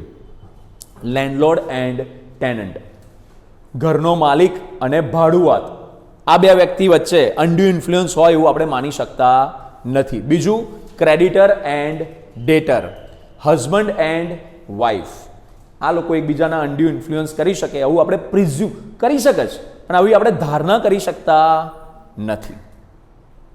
ક્લિયર થઈ બધાને વાત? આગળ, effect of undue influence. When consent of a person is obtained by undue influence, the contract is voidable at the option of party whose consent was so obtained. પેલું કોર્સનના જેવું છે, કોર્સન જેવું છે. ધારો કે આ વ્યક્તિ પર હું અનડ્યુ ઇન્ફ્લુઅન્સ કરીને એને કોન્ટ્રાક્ટમાં એન્ટર કરાવડાવી દીધું, તો હવે પાર્ટીના પક્ષમાં છે કે કોન્ટ્રાક્ટને વોઇડ કરાવવો કે ના કરાવવો. જો એ કરાવડાવી શકે છે એટલા માટે એના પક્ષથી કોન્ટ્રાક્ટ કેવો કહેવાશે? વોઇડેબલ કોન્ટ્રાક્ટ કહેવાશે. એ નહીં કરાવે ત્યાં સુધી મારા માટે કોન્ટ્રાક્ટ કેવો ગણાશે? વેલિડ. ક્લિયર? આગળ example A money lender advances rupees 100 to B, an agriculturalist, and by undue influence induces B to execute a bond of rupees 200 rupees with interest of 6% per month. The court may set the bond aside by ordering to repay 100 with such interest as may seem it to it just. मतलब समझो कोई व्यक्ति છે, કોઈ ખેડૂત છે અને લખતા વાંચતા નહીં આવડતું, મેં એને 100 રૂપિયા ઉછીના આપ્યા પણ એને 200 રૂપિયા ઉછીના આપ્યા છે, હું એના કાગળ પર સહી કરાવડાવી રહ્યો છું, બરાબર, અને એને કહી રહ્યો છું કે ભાઈ તારે મહિને 6% વ્યાજ આપવાનું, બરાબર. હવે કોર્ટમાં વાત જાય, હવે અહીંયા આગળ મેં શું કર્યું કહેવાય, એને અનડ્યુ ઇન્ફ્લુઅન્સ કર્યું કહેવાય કે ના કહેવાય, બરાબર.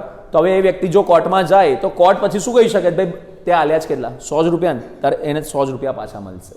અચ્છા, વાર્ષિક તું એક મહિનાનું 6% વ્યાજ એટલે 72% તું વ્યાજ માંગે, 72% વ્યાજ નહીં મળે, ચાલ તને કોર્ટને જે યોગ્ય લાગશે ને એટલા જ ટકા વ્યાજ અપાવવા માટે હુકમ કરી શકે છે. ક્લિયર થઈ વાત બધાને? આ રીતના આગળ.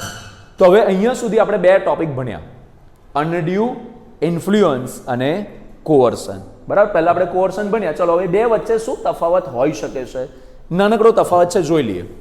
In coercion the consent is given under the threat હેઠળ, જ્યારે અહીં ઘડી in undue influence the consent is given by person who is in position to dominate the will of the other. This means the consent is given under moral influence. Moral influence હેઠળ આઈને શું કરશે? કોન્ટ્રાક્ટમાં enter કરાવશે. બીજો point, coercion is mainly of physical character.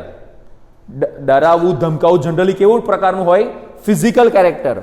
In coercion there is use of physical and violent force. આમાં આપણે શારીરિક અને હિંસક બળનો ઉપયોગ કરીએ, જ્યારે અહીં આગળ undue influence is of moral character, that is in undue influence there is use of moral force and mental pressure. અહીં આગળ છે ને આપણે નૈતિક રીતના અથવા તો અનૈતિક રીતના એને બળજબરીપૂર્વક, બળજબરી તો ના કહી શકાય પણ અનૈતિક રીતના ઉપયોગ કરીને, સ્થિતિઓનો ઉપયોગ કરીને, સ્થિતિનો ફાયદો ઉઠાવીને આપણે એને કોન્ટ્રાક્ટમાં એન્ટર કરાવડાવી દઈએ. ત્રીજું, there must be an intention of causing any person to enter into an agreement. અહીં આગળ ઓબ્વિયસલી આપણો ઈરાદો શું હોય કે કોન્ટ્રાક્ટમાં એન્ટર થાય, એગ્રીમેન્ટમાં એન્ટર થાય. and there must be an intention to obtain unfair advantage. અહીં આગળ આપણો ઈરાદો શું હોય છે? unfair advantage આપણે લેવાનો છે, બરાબર. બીજું, it involves criminal act. Obviously કોઈને આપણે મારવાનું, ડરાવવાનું, ધમકાવવાનું, તો આ કેવી એક્ટ કહેવાય? ક્રિમિનલ એક્ટ કહેવાશે. જ્યારે અહીં આગળ it does not involve, આને આપણે ક્રિમિનલ એક્ટ કહી શકાશે નહીં. Next, in coercion both the parties may have the same or different position. કોઅર્શનમાં, ધાકધમકીમાં બંનેની પોઝિશન કઈ અલગ અલગ હોય જરૂરી હોય પણ શકે છે, અને કદાચ સેમ પોઝિશનના પણ વ્યક્તિ હોઈ શકે, પણ અનડ્યુ ઇન્ફ્લુઅન્સમાં ફરજિયાતપણે કોઈ ઉપલો અધિકારી હશે તો કોઈ નીચેના લેવલ પરનો હશે. ક્લિયર થઈ ગયું બધાને? Okay. Fourth question, define fraud. What are the effects of fraud on the validity of contract? Coercion બન્યા, undue influence બન્યા. થર્ડ પોઈન્ટ ફ્રી કન્સેન્ટમાં છે ફ્રોડનો, કે ભાઈ ફ્રોડ એટલે શું, કઈ સ્થિતિને આપણે ફ્રોડ કહીશું એ આપણે પહેલા સમજીશું. એન્ડ ફ્રોડની ઇફેક્ટ શું થાય છે વેલિડિટી ઓફ કોન્ટ્રાક્ટ પર એ પણ આપણે સમજવાનો પ્રયાસ કરીએ. ચલો, તો સૌથી પહેલા એનો ડેફિનેશન સમજી લો. According to section 17, fraud means and includes any of the following acts committed by a party to a contract or by his agent with an intention to deceive the other party or to induce him to enter into the contract. मतलब कोई एक party द्वारा, ध्यान થી સમજો, એક party द्वारा અથવા તો કોઈ એના એજન્ટ द्वारा બીજા પાર્ટીને શું કરવામાં આવે? ડિસીવ કરવાના, એટલે કે છેતરવાના ઈરાદાથી. ડિસીવ કરવાનો મતલબ શું થાય? છેતરવાના ઈરાદાથી એને ઇન્ડ્યુસ કરવામાં આવે કે ભાઈ તું કોન્ટ્રાક્ટમાં એન્ટર થા. આવું જ્યાં કરવામાં આવે એને શું કહીશું આપણે? ફ્રોડ. ક્લિયર? જ્યારે કોઈ એક વ્યક્તિ બીજા વ્યક્તિને છેતરવાના જ ઈરાદાથી એની સાથે કોન્ટ્રાક્ટમાં એન્ટર થઈ રહ્યો હોય તો આ ઘટનાને, આ ક્રિયાને શું કહીશું? ફ્રોડ કહીશું. ક્લિયર? હજી આગળ જો કન્ટિન્યુ કરીએ આમાં. આની અંદર એવું કીધું છે કે અમુક એક્ટ્સ, કયા કયા એક્ટ છે જે ફ્રોડની કેટેગરીમાં આવશે? પહેલું, suggestion as to a fact which is not true by one who does not believe it to be true. મતલબ હું એને કોઈ સ્ટેટમેન્ટ કહી રહ્યો છું, મને ખબર છે કે આ સ્ટેટમેન્ટ ખોટું છે, હું એને જે કહી રહ્યો છું તે ખોટી વાત છે, છતાં હું એને કહું કે આ તો સાચી વાત છે, આવું કર. તો અહીં આગળ જાણી જોઈને ખોટી વાતને હું એને સાચી કહી રહ્યો હોઉં, એનો મતલબ હું શું કરી રહ્યો છું? એની સાથે છેતરપિંડી કરી રહ્યો છું. બીજી વાત, the active concealment of a fact by one having knowledge or belief of the fact. જાણી જોઈને, કન્સીલ કરવાનો મતલબ થાય છુપાવવું. જાણી જોઈને આપણે શું કરતા હોય? કન્સીલમેન્ટ કરીએ છીએ, છુપાઈ રહ્યા છે. Concealment of the fact by one having knowledge or belief of the fact. મને કોઈ વસ્તુની સચ્ચાઈ ખબર છે, કોઈ વસ્તુની, કોઈ ઘટનાની, કોઈ પરિસ્થિતિની મને સચ્ચાઈ ખબર છે કે આ વસ્તુ આવી જ છે, છતાંય હું એને શું કહું? કંઈક અલગ રીતના ખોટી વાત કહું, અથવા તો વાત જ ના કહું, કન્સીલ કરી રાખું, છુપાઈ રાખું. ફોર એક્ઝામ્પલ સમજો, હું ગાડીઓનો ડીલર છું, બરાબર? હવે ગાડી ખરેખર એક્સિડન્ટ વાળી છે, પણ એને કહું જ ના કે આ ગાડી એક્સિડન્ટ થયેલી છે. ખબર પડી? ગાડી પર વ્યવસ્થિત કલર વલર મારીને એને ચીપકાઈ દઉં, તો આ શું થયું કહેવાય? મેની સાથે એક પ્રકારની કોઈ વાત જે ખરેખર મને કહેવી જોઈતી હતી એ ના કીધી, તો મેની સાથે શું કર્યું કહેવાય? ફ્રોડ કર્યું કહેવાય કે ના કહેવાય?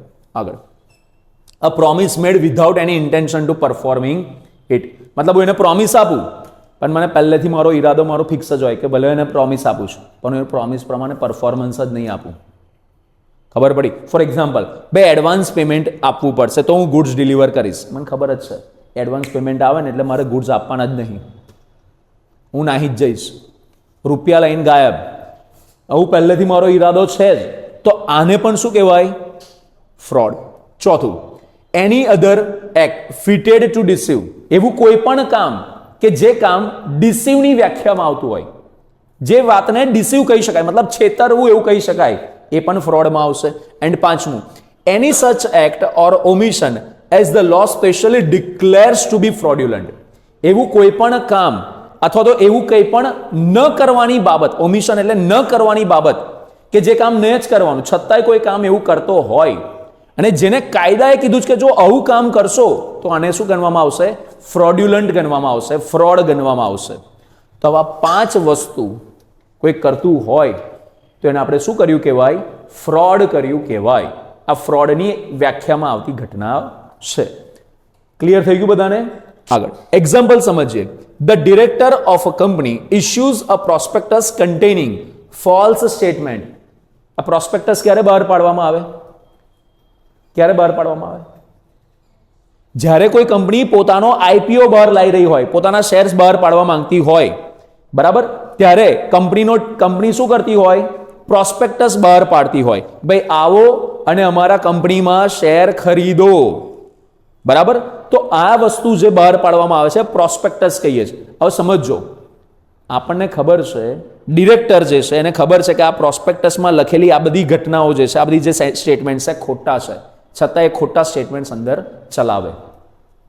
ફોર એક્ઝામ્પલ, કંપનીનો પ્રોફિટ ખોટો દર્શાવે, બરાબર, કે કંપનીની એસેટ્સ ખોટી દર્શાવે, કે દેવાઓ લાયાબિલિટીઝ ખોટી દર્શાવે, અને છતાંય એને સ્ટેટમેન્ટને સાચું માનીને આગળ જવા દે.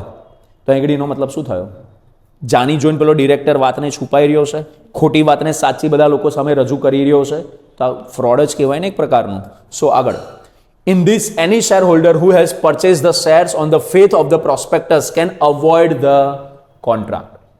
હવે પ્રોસ્પેક્ટસ વાંચીને આપણે શેર ખરીદવા ગયા, બરાબર, અને પછીથી આપણને ખબર પડે કે આ પ્રોસ્પેક્ટસમાં તો બધી ખોટી વાતો લખેલી છે, તો બોલો આપણે આ કોન્ટ્રાક્ટને રદ કરાવી શકીએ કે ના કરાવી શકીએ?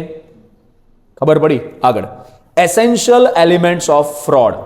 ફ્રોડના પણ અમુક જે જરૂરી ઘટકો છે, કઈ બાબત હશે એને આપણે ફ્રોડ કહીશું. પહેલું, there must be a representation or assertion and it must be false. મતલબ આપણે જે કંઈક રજૂઆત કરી રહ્યા છે, આપણે જે assertion, જે મતલબ વાત કહી રહ્યા છીએ, એ વાત કેવી હોવી જોઈએ?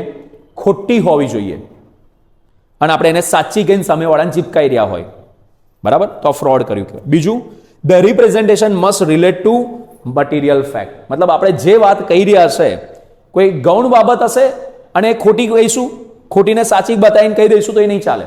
મહત્વનું જે મેઇન મટીરિયલ મુદ્દો છે ને એના પર આપણે એ વાતને ખોટી ને સાચી કહીને કહેતા હોવા જોઈએ. મતલબ સમજો કે ભાઈ આપણે કોઈને ગાડી વેચી રહ્યા છે, ગાડી એક્સિડેન્ટલ છે, કાં તો એમાં બહુ મોટું નુકસાન થયેલું છે, બરાબર, છતાંય આપણે એને નાના ગાડી એકદમ જોરદાર છે, તમારે 1 રૂપિયાનો ખર્ચો નહીં, આમ તેમ બધી આપણે ખોટી વાતો કહીને એને ચીપકાઈ રહ્યા છે, તો આ ફ્રોડ કહેવાશે. બરાબર. બીજી અહીંયા આગળ જે વાત લખી છે, આપણે અહીંયા આગળ ગાડીના વિષયમાં આપણે વાત કરી કહેવાય કે નહીં. હવે પોઈન્ટ સમજો, ગાડીની અંદર પેલા નીચે પેલું મેટ લગાડવામાં આવતી હોય. હવે મેટ હોય ખરેખર 6 મહિના જૂની, છતાંય આપણે કહીએ એને ધોઈ હોઈને આપણે કહીએ કે એકદમ નવી મેટ તમને આપીશું. હવે આ મટીરિયલ ફેક્ટ ના કહી શકાય, આ એક ગૌણ બાબત છે. મટીરિયલ મુદ્દો આ વસ્તુમાં કયો હોઈ શકે?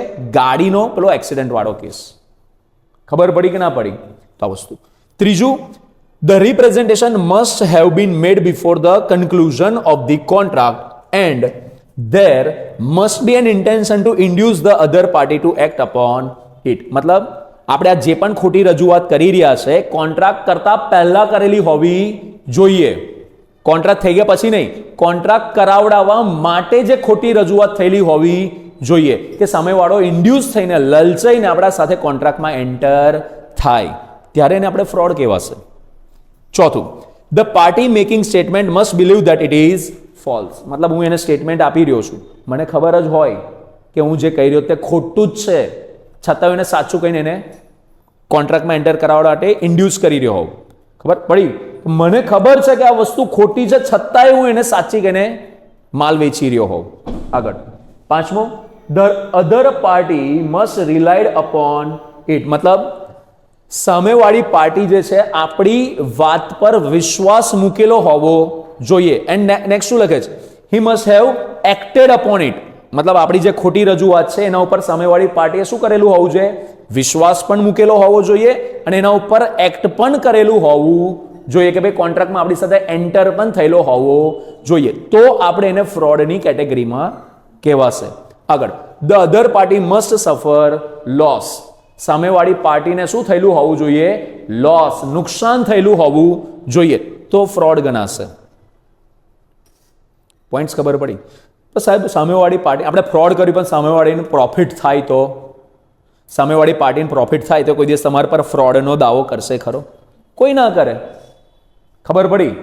તો અહીંયા ઘડી સામેવાળી પાર્ટીને શું થયેલું હોવું જોઈએ? લોસ. તો આ બધી ઘટનાઓ છે, જે ઘટનાઓ જો હશે તો સામેવાળી પાર્ટી આપણા ઉપર ફ્રોડનો દાવો કરી શકે છે અને કોન્ટ્રાક્ટને રદ કરાવી શકે છે. Consequences of fraud. ચલો કોઈ ફ્રોડ કરે તો એની શું કોન્સિક્વન્સીસ હોઈ શકે, એના શું પરિણામો હોઈ શકે? If a contract is induced by fraud it is voidable at the option of the injured party. મતલબ સામેવાળી પાર્ટી પોતાના પ્રમાણે કોન્ટ્રાક્ટને શું કરાવી શકે છે? રદ કરાવી શકે છે. સફરિંગ પાર્ટી કોન્ટ્રાક્ટને રદ કરાવી શકે છે. In this case the injured party has following remedies. એની પાસે કયા કયા ઉપાયો છે? રેમેડીઝ એટલે ઉપાય, કે આ કોન્ટ્રાક્ટના માટે એ શું ઉપાય કરી શકે છે? પહેલો ઉપાય, he can rescind the contract within a reasonable time. કે યોગ્ય સમય, વ્યાજબી સમયની અંદર રહીને એ કોન્ટ્રાક્ટને શું કરી શકશે? રિસાઇન્ડ એટલે કે રદ કરાવી શકશે. આખો કોન્ટ્રાક્ટ જ રદ કરાવી દે. બીજું, he can insist on performance of the contract on the condition that he shall not be at loss. એ જે વ્યક્તિ સાથે છેતરપિંડી થઈ છે એ વ્યક્તિ એવું કહી શકે કે ભાઈ કંઈ નહીં, કોન્ટ્રાક્ટ થયો છે તો કોન્ટ્રાક્ટનું પરફોર્મન્સ આપો, પણ મને નુકસાન ના જવું જોઈએ. જો નુકસાન થશે તમારે ભરપાઈ કરવાની. એટલે કોન્ટ્રાક્ટનું પરફોર્મન્સ અપાવવા માટેનું કહી શકે, પણ એમાં કન્ડિશન એ શું લગાડી દેશે? મને નુકસાન થવું જોઈએ નહીં. અને ત્રીજી રેમેડી શું છે એની પાસે? He can sue for damages. એને જે કંઈક નુકસાન થયું છે એના માટે એ દાવો કરી શકે. તો આટલું ક્લિયર થયું? 3 ટોપિક આપણા કવર થયા. કયા 3 થયા? કોવર્શન, અનડ્યુ ઇન્ફ્લુઅન્સ અને આ ફ્રોડ. ચોથો ટોપિક કયો આવે છે? મિસરિપ્રેઝન્ટેશન, ખોટી રજૂઆત. તો જુઓ, write a short note on misrepresentation. Meaning of misrepresentation. ચલો એને સમજીએ. મિસરિપ્રેઝન્ટેશન એટલે શું? તો misrepresentation means a false statement made by a person innocently. આ બહુ ઇમ્પોર્ટન્ટ વાત છે, સમજજો. કે વ્યક્તિ ખોટું સ્ટેટમેન્ટ આપી રહ્યો છે, જાણી જોઈને નહીં, અજાણતાથી. જો જાણી જોઈને ખોટું સ્ટેટમેન્ટ આપશે તો એ તો ફ્રોડ બનશે, પણ આગળ અજાણતાથી ખોટું સ્ટેટમેન્ટ આપી રહ્યો છે તો એને કઈ કેટેગરીમાં આવશે? Misrepresentation or non disclosure of material facts without any intention to deceive the other party. અહીં આગળ જે પાર્ટી સ્ટેટમેન્ટ આપી રહ્યો છે એનો કોઈ ઈરાદો નથી કે સામેવાળી પાર્ટીને શું કરે? છેતરે. એને છેતરવાનો કોઈ ઈરાદો છે નહીં. અજાણતા એ કોઈ ખોટી વાત કહી દે છે, અજાણતા કોઈ વસ્તુ છુપાઈ દે છે, જાણી જોઈને નહીં છુપાવતો પણ કહેવાનું રહી ગયું હોય એનાથી, એવું બને ને? તો આવું જો એનો ઇન્ટેન્શન છેતરવાનો નહીં હોય તો એ મિસરિપ્રેઝન્ટેશન કહેવાશે, પણ જો જાણી જોઈને કરતો હોય તો એવું કામ ફ્રોડ કહેવાશે. વાત સ્પષ્ટ થઈ બધાને? આગળ એક્ઝામ્પલથી સમજીએ. જો example, mister A while selling his horse to B tells him that the horse is sound. શું કહી રહ્યો છે ભાઈ? ફોર એક્ઝામ્પલ, હું મારો હોર્સ વેચી રહ્યો છું અને મને ખબર છે કે આ હોર્સ વ્યવસ્થિત છે, ડાયો છે, એમાં કોઈ પ્રોબ્લેમ નથી, અને હું એમ જ કહીને વેચી રહ્યો છું કે ભાઈ આ મારો હોર્સ એકદમ વ્યવસ્થિત છે, બરાબર? નાઉ એ really believes that the horse is sound, but in fact it is not sound. Later on B finds that the horse is unsound. The representation made by A is misrepresentation. મને એવો પૂરો વિશ્વાસ છે કે મેં જે હોર્સ મારી પાસે છે એકદમ વ્યવસ્થિત છે, કોઈને હાનિ પહોંચાડે એવો નથી, પણ જ્યારે મેં બીને વેચી દીધો, સામેવાળી પાર્ટીને વેચ્યો, તો એને જ્યારે હોર્સને એ સાથે રહ્યો તો એને કેવો લાગ્યો? હોર્સ અનસાઉન્ડ માઇન્ડનો લાગ્યો, અયોગ્ય લાગ્યો, બિનઉપયોગી લાગ્યો, બરાબર? તો હવે અહીંયા આગળ શું મેં એની સાથે ફ્રોડ કર્યું કહેવાય? ના. મને તો પૂરો વિશ્વાસ હતો કે મેં શું આ હોર્સ જે વેચી રહ્યો છે કેવો છે? વ્યવસ્થિત છે, પણ એના માટે અવ્યવસ્થિત નીકળ્યો, તો અહીં આગળ શું થયું કહેવાય? મિસરિપ્રેઝન્ટેશન. ખરેખર હોર્સ અનસાઉન્ડ જ હોય પણ મને સાઉન્ડ લાગતો હોય, તેને શું કહેવાશે? Misrepresentation. Next, requirements of misrepresentation. એવી કઈ પરિસ્થિતિઓ છે જેને આપણે મિસરિપ્રેઝન્ટેશનની કેટેગરીમાં કન્સિડર કરીશું? જે રીતના આપણે ફ્રોડને પેલે 7 મુદ્દાઓ હતા ને કે ભાઈ 7 મુદ્દાઓ આવા હોય તો એને આપણે ફ્રોડ કહીશું, એ જ રીતના મિસરિપ્રેઝન્ટેશન માટેના 7 મુદ્દા છે. જો પહેલું, it must be representation of material fact, કે આપણે જે પણ રજૂઆત કરી રહ્યા છે, જે પણ આપણે સ્ટેટમેન્ટ આપી રહ્યા છે, જે આપણને સાચું લાગે છે એ મટીરિયલ વસ્તુ માટેનું મેઇન મુદ્દો કે જેના માટેનો આપણે કોન્ટ્રાક્ટ કરી રહ્યા છે એ મુદ્દા માટેનું મિસરિપ્રેઝન્ટેશન થયેલું હોવું જોઈએ. બીજું, it must be made before the conclusion of the contract to induce the other party to enter into a contract. મતલબ આ જે પણ આપણી ખોટી રજૂઆત છે એ ખોટી રજૂઆત ક્યારે થયેલી હોવી જોઈએ? કોન્ટ્રાક્ટ થતા પહેલા, અને આપણી રજૂઆતના બેઝિસ પર સામેવાળી પાર્ટી ઇન્ડ્યુસ થઈને કોન્ટ્રાક્ટમાં એન્ટર થયેલી હોવી જોઈએ. ત્રીજું, it must be made with an intention that it should be acted upon by the person to whom it is addressed. મતલબ આપણે જે રજૂઆત કરી રહ્યા છે એ રજૂઆત એવી રીતના કરેલી હોવી જોઈએ કે સામેવાળો વ્યક્તિ ઇન્ડ્યુસ થઈને કોન્ટ્રાક્ટમાં એન્ટર થાય અને એને કોન્ટ્રાક્ટમાં એન્ટર કરાવવાના ઈરાદાથી જ, એ ઇન્ટેન્શનથી જ આપણે શું કરી રહ્યા હોય? એ રજૂઆત કરી રહ્યા હોય. Next, it must have been actually acted upon and must have induced the contract. મતલબ આપણે રજૂઆત એ રીતના થયેલી હોવી જોઈએ કે સામેવાળો વ્યક્તિ એકચ્યુઅલમાં ઇન્ડ્યુસ થયેલો હોય અને કોન્ટ્રાક્ટમાં એન્ટર પણ થયેલો હોય, કોન્ટ્રાક્ટમાં એન્ટર થવા માટે એક્ટ પણ કરેલું હોવું જોઈએ. બરાબર? સમજો આપણે ખોટી રજૂઆત થઈ ગઈ આપણાથી, બરાબર? સામેવાળો પાર્ટી એના પર કોઈ એક્ટ જ ના કર્યો હોય, કોન્ટ્રાક્ટમાં એન્ટર જ ના થયો હોય, તો મિસરિપ્રેઝન્ટેશનનો કોઈ પ્રશ્ન આવે ખરો? પ્રશ્ન ક્યારે આવશે? જ્યારે સામેવાળો પાર્ટી આપણી વાતને વિશ્વાસ માનીને એના ઉપર એક્ટ કરી હોય, એનો મતલબ કે કોન્ટ્રાક્ટમાં એન્ટર થયેલો હોવો જોઈએ. તો મિસરિપ્રેઝન્ટેશનની વાત આવશે ને. Fifth, it must be wrong but the person who made it must believe it to be true. ખરેખર વસ્તુ ખોટી જ હોવી, પણ જે વ્યક્તિ કહી રહ્યો છે એ બિલીવ કરતો હોય કે એ વાત સાચી છે. ખબર પડી કે ના પડી? જે પેલું હોર્સનું ઉદાહરણ લીધું, મને એવું લાગી રહ્યું છે, હું બિલીવ કરું છું કે હોર્સ વ્યવસ્થિત જ છે, પણ ખરેખર હોય કેવો? અવ્યવસ્થિત, અયોગ્ય હોર્સ હોય. બરાબર? આ રીતના. Next, there should not be any intention to deceive the other party. મિસરિપ્રેઝન્ટેશન ત્યારે જ મનાશે જ્યારે આપણો કોઈ ઈરાદો ના હોય કે સામેવાળી પાર્ટીને શું કરીએ? છેતરીએ. જો છેતરવાનો ઈરાદો આવી ગયો તો પછી fraud. It need not be made directly to the plaintiff. ફરિયાદીને એ ડાયરેક્ટલી એ આપણે રિપ્રેઝન્ટેશન કરેલું હોય એવું જરૂરી નથી. ઇનડાયરેક્ટલી રિપ્રેઝન્ટેશન પણ હોઈ શકે. પ્લેન્ટિફ એટલે ફરિયાદી. ક્લિયર થયું? આગળ, કોન્સિક્વન્સીસ ઓર ઇફેક્ટ્સ ઓફ મિસરિપ્રેઝન્ટેશન. મિસરિપ્રેઝન્ટેશનની જે અસરો છે એ શું હોઈ શકે, પરિણામો શું હોઈ શકે? If the contract is induced by misrepresentation, જો મિસરિપ્રેઝન્ટેશનથી કોન્ટ્રાક્ટમાં એન્ટર થયા હોય તો શું કરી શકાય? The aggrieved that is affected party can avoid or rescind the contract. એ કોન્ટ્રાક્ટને સ્ટ્રેટ ફોરવર્ડ શું કરાવી શકે? રદ કરાવી શકે. અથવા તો he can accept the contract and claim for damages. Clear થઈ ગયું? એ કોન્ટ્રાક્ટને એક્સેપ્ટ કરી લે, પણ એને જે પણ કંઈક નુકસાન થશે એના માટે ડેમેજીસ માટે શું કરી લેશે? ક્લેમ કરી લેશે. Understood everyone? ચલિए, loss of right of rescission. અચ્છા, એવા કઈ સ્થિતિ છે કે જેમાં એગ્રીવડ પાર્ટી કોન્ટ્રાક્ટને રિસાઇન્ડ કરવાનો, રિસાઇઝન કરવાનો એટલે કોન્ટ્રાક્ટને રદ કરવાનો જેનો હક છે, અધિકાર છે, એ ગુમાઈ દેશે. વાત ખબર પડી? સમજો, મેં એની સાથે મિસરિપ્રેઝન્ટેશન કર્યું, બરાબર? હવે મિસરિપ્રેઝન્ટેશનના બેઝિસ પર એ વ્યક્તિ શું કરી શકે? કોન્ટ્રાક્ટને રદ કરાવવો હોય, આપણે આ 2 પોઈન્ટ છે ને કે કોન્ટ્રાક્ટને રદ કરાવવો હોય તો કરાવી શકે છે. પણ એવી કઈ સ્થિતિ છે કે વ્યક્તિ કોન્ટ્રાક્ટને રદ કરવાનો જેનો અધિકાર છે ગુમાઈ દેશે? તો લેટ્સ સી. પોઈન્ટ ખબર પડી ને બધાને? પહેલા તો આગળ, the aggrieved party loses the right to avoid or rescind the contract in following cases. First, if he enjoys the benefit arising under a contract even after knowing that the representation made by the other party was false. મતલબ એવું સમજો કે મને એવું ખબર પડી કે આ સામેવાળી વ્યક્તિએ મને જે પણ રજૂઆત કરી છે ને ખોટી છે, એ વાતની મને ખબર પડી ગઈ, છતાંય કોન્ટ્રાક્ટ હેઠળના જે બેનિફિટ હતા મેં રિસીવ કર્યા, બેનિફિટ લેવાનું મેં ચાલુ રાખ્યું, મને ખબર હતી કે એને ખોટી રજૂઆત કરી છે, તો પછી કોન્ટ્રાક્ટને રદ કરવાનો મારો જે અધિકાર છે શું થશે? જતો રહેશે. એ રીતના if the parties can not restore to original position due to consumption or destruction of subject matter.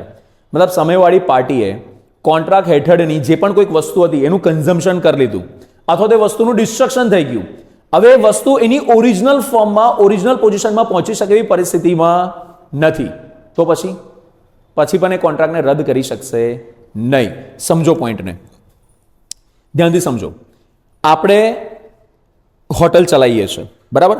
આપણે બાસમતી ચોખા મંગાયા, બરાબર?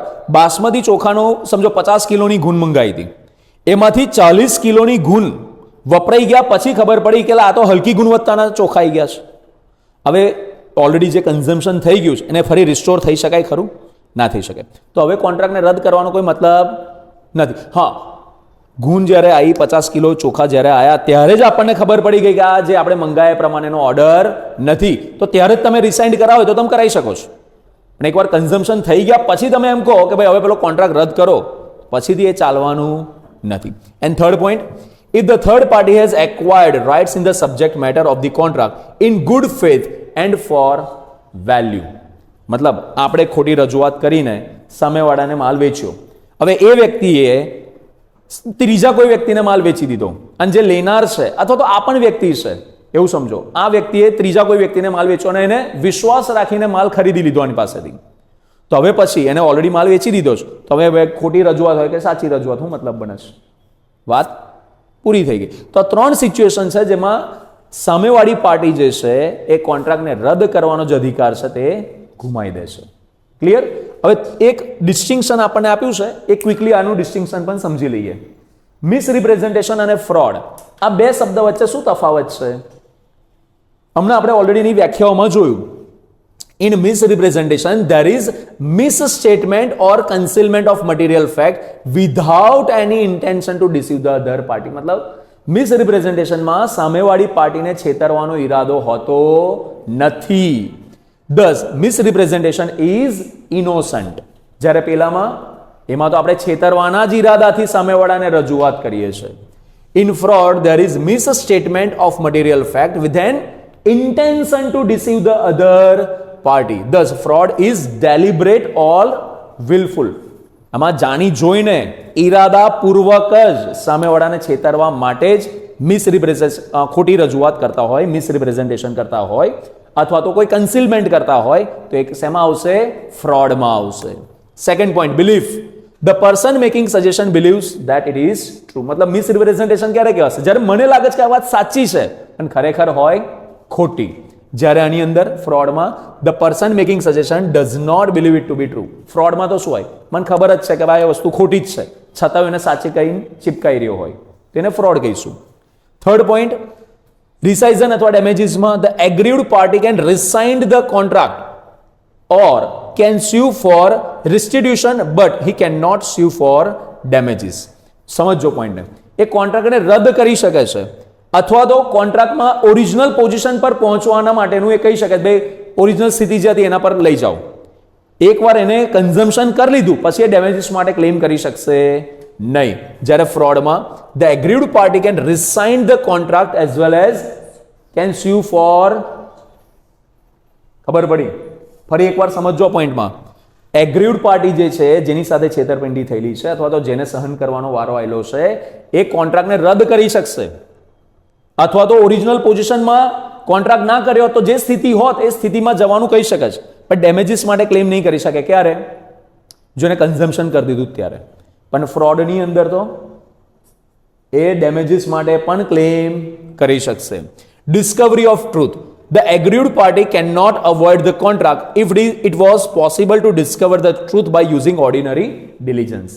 મતલબ જેની સાથે છેતરપિંડી થઈ રહી છે, હવે એ વ્યક્તિ થોડીક બુદ્ધિમત્તાનો ઉપયોગ કરીને, ડ્યુ ડિલિજન્સનો ઉપયોગ કરીને, થોડી બુદ્ધિમત્તાનો ઉપયોગ કરીને આ ખોટી રજૂઆતને ફાઇન્ડ આઉટ કરી શકે એવી સ્થિતિમાં હોત, થોડીક વ્યવસ્થિત ચેક કરીને, તપાસ કરીને એ આ ભૂલને શોધી શકે એવી પરિસ્થિતિમાં હોત તો પછી કોન્ટ્રાક્ટને રિસાઇન્ડ કરી શકે નહીં. ક્લિયર થયું? આપણે એને કીધું કે ભાઈ ગાડીને અમે કલર નહીં માર્યો, પણ પેલો ખાલી સેજ આમ ચેક કરે તોય ખબર પડે કલર માર્યો છે કે નહીં, પણ હવે એટલી તસદી ના લે તો પછી એ વ્યક્તિ કોન્ટ્રાક્ટને રિસાઇન કરાવી શકશે નહીં. પણ ફ્રોડની અંદર the contract can be avoided even if it was possible to discover the truth by using ordinary diligence. ફ્રોડમાં કોઈ મગજમારી જ નહીં, સામેવાળો છેતરવાના જ ઈરાદાથી તમને કહી રહ્યો છે વાત, તો આપણે સામાન્ય રીતે સમજી શકતા હોત, શોધી શકતા હોત ભૂલને કે ના શોધી શકતા, ઇટ ડઝન્ટ મેટર. ફ્રોડની અંદર આપણે સામેવાળાને જવાબદાર ઠેરવી જ શકીએ છીએ અને કોન્ટ્રાક્ટને રદ કરાવી જ શકીએ છીએ. ખબર પડી? આમાં કોન્ટ્રાક્ટ રદ ના કરાવી શકતા હોત પણ આમાં કરાવી શકીએ છીએ. તો ક્લિયર થયું અહીંયા સુધીનું બધાને? ડન? ચલો નેક્સ્ટ આપણે આગલા વિડીયોમાં જોઈએ.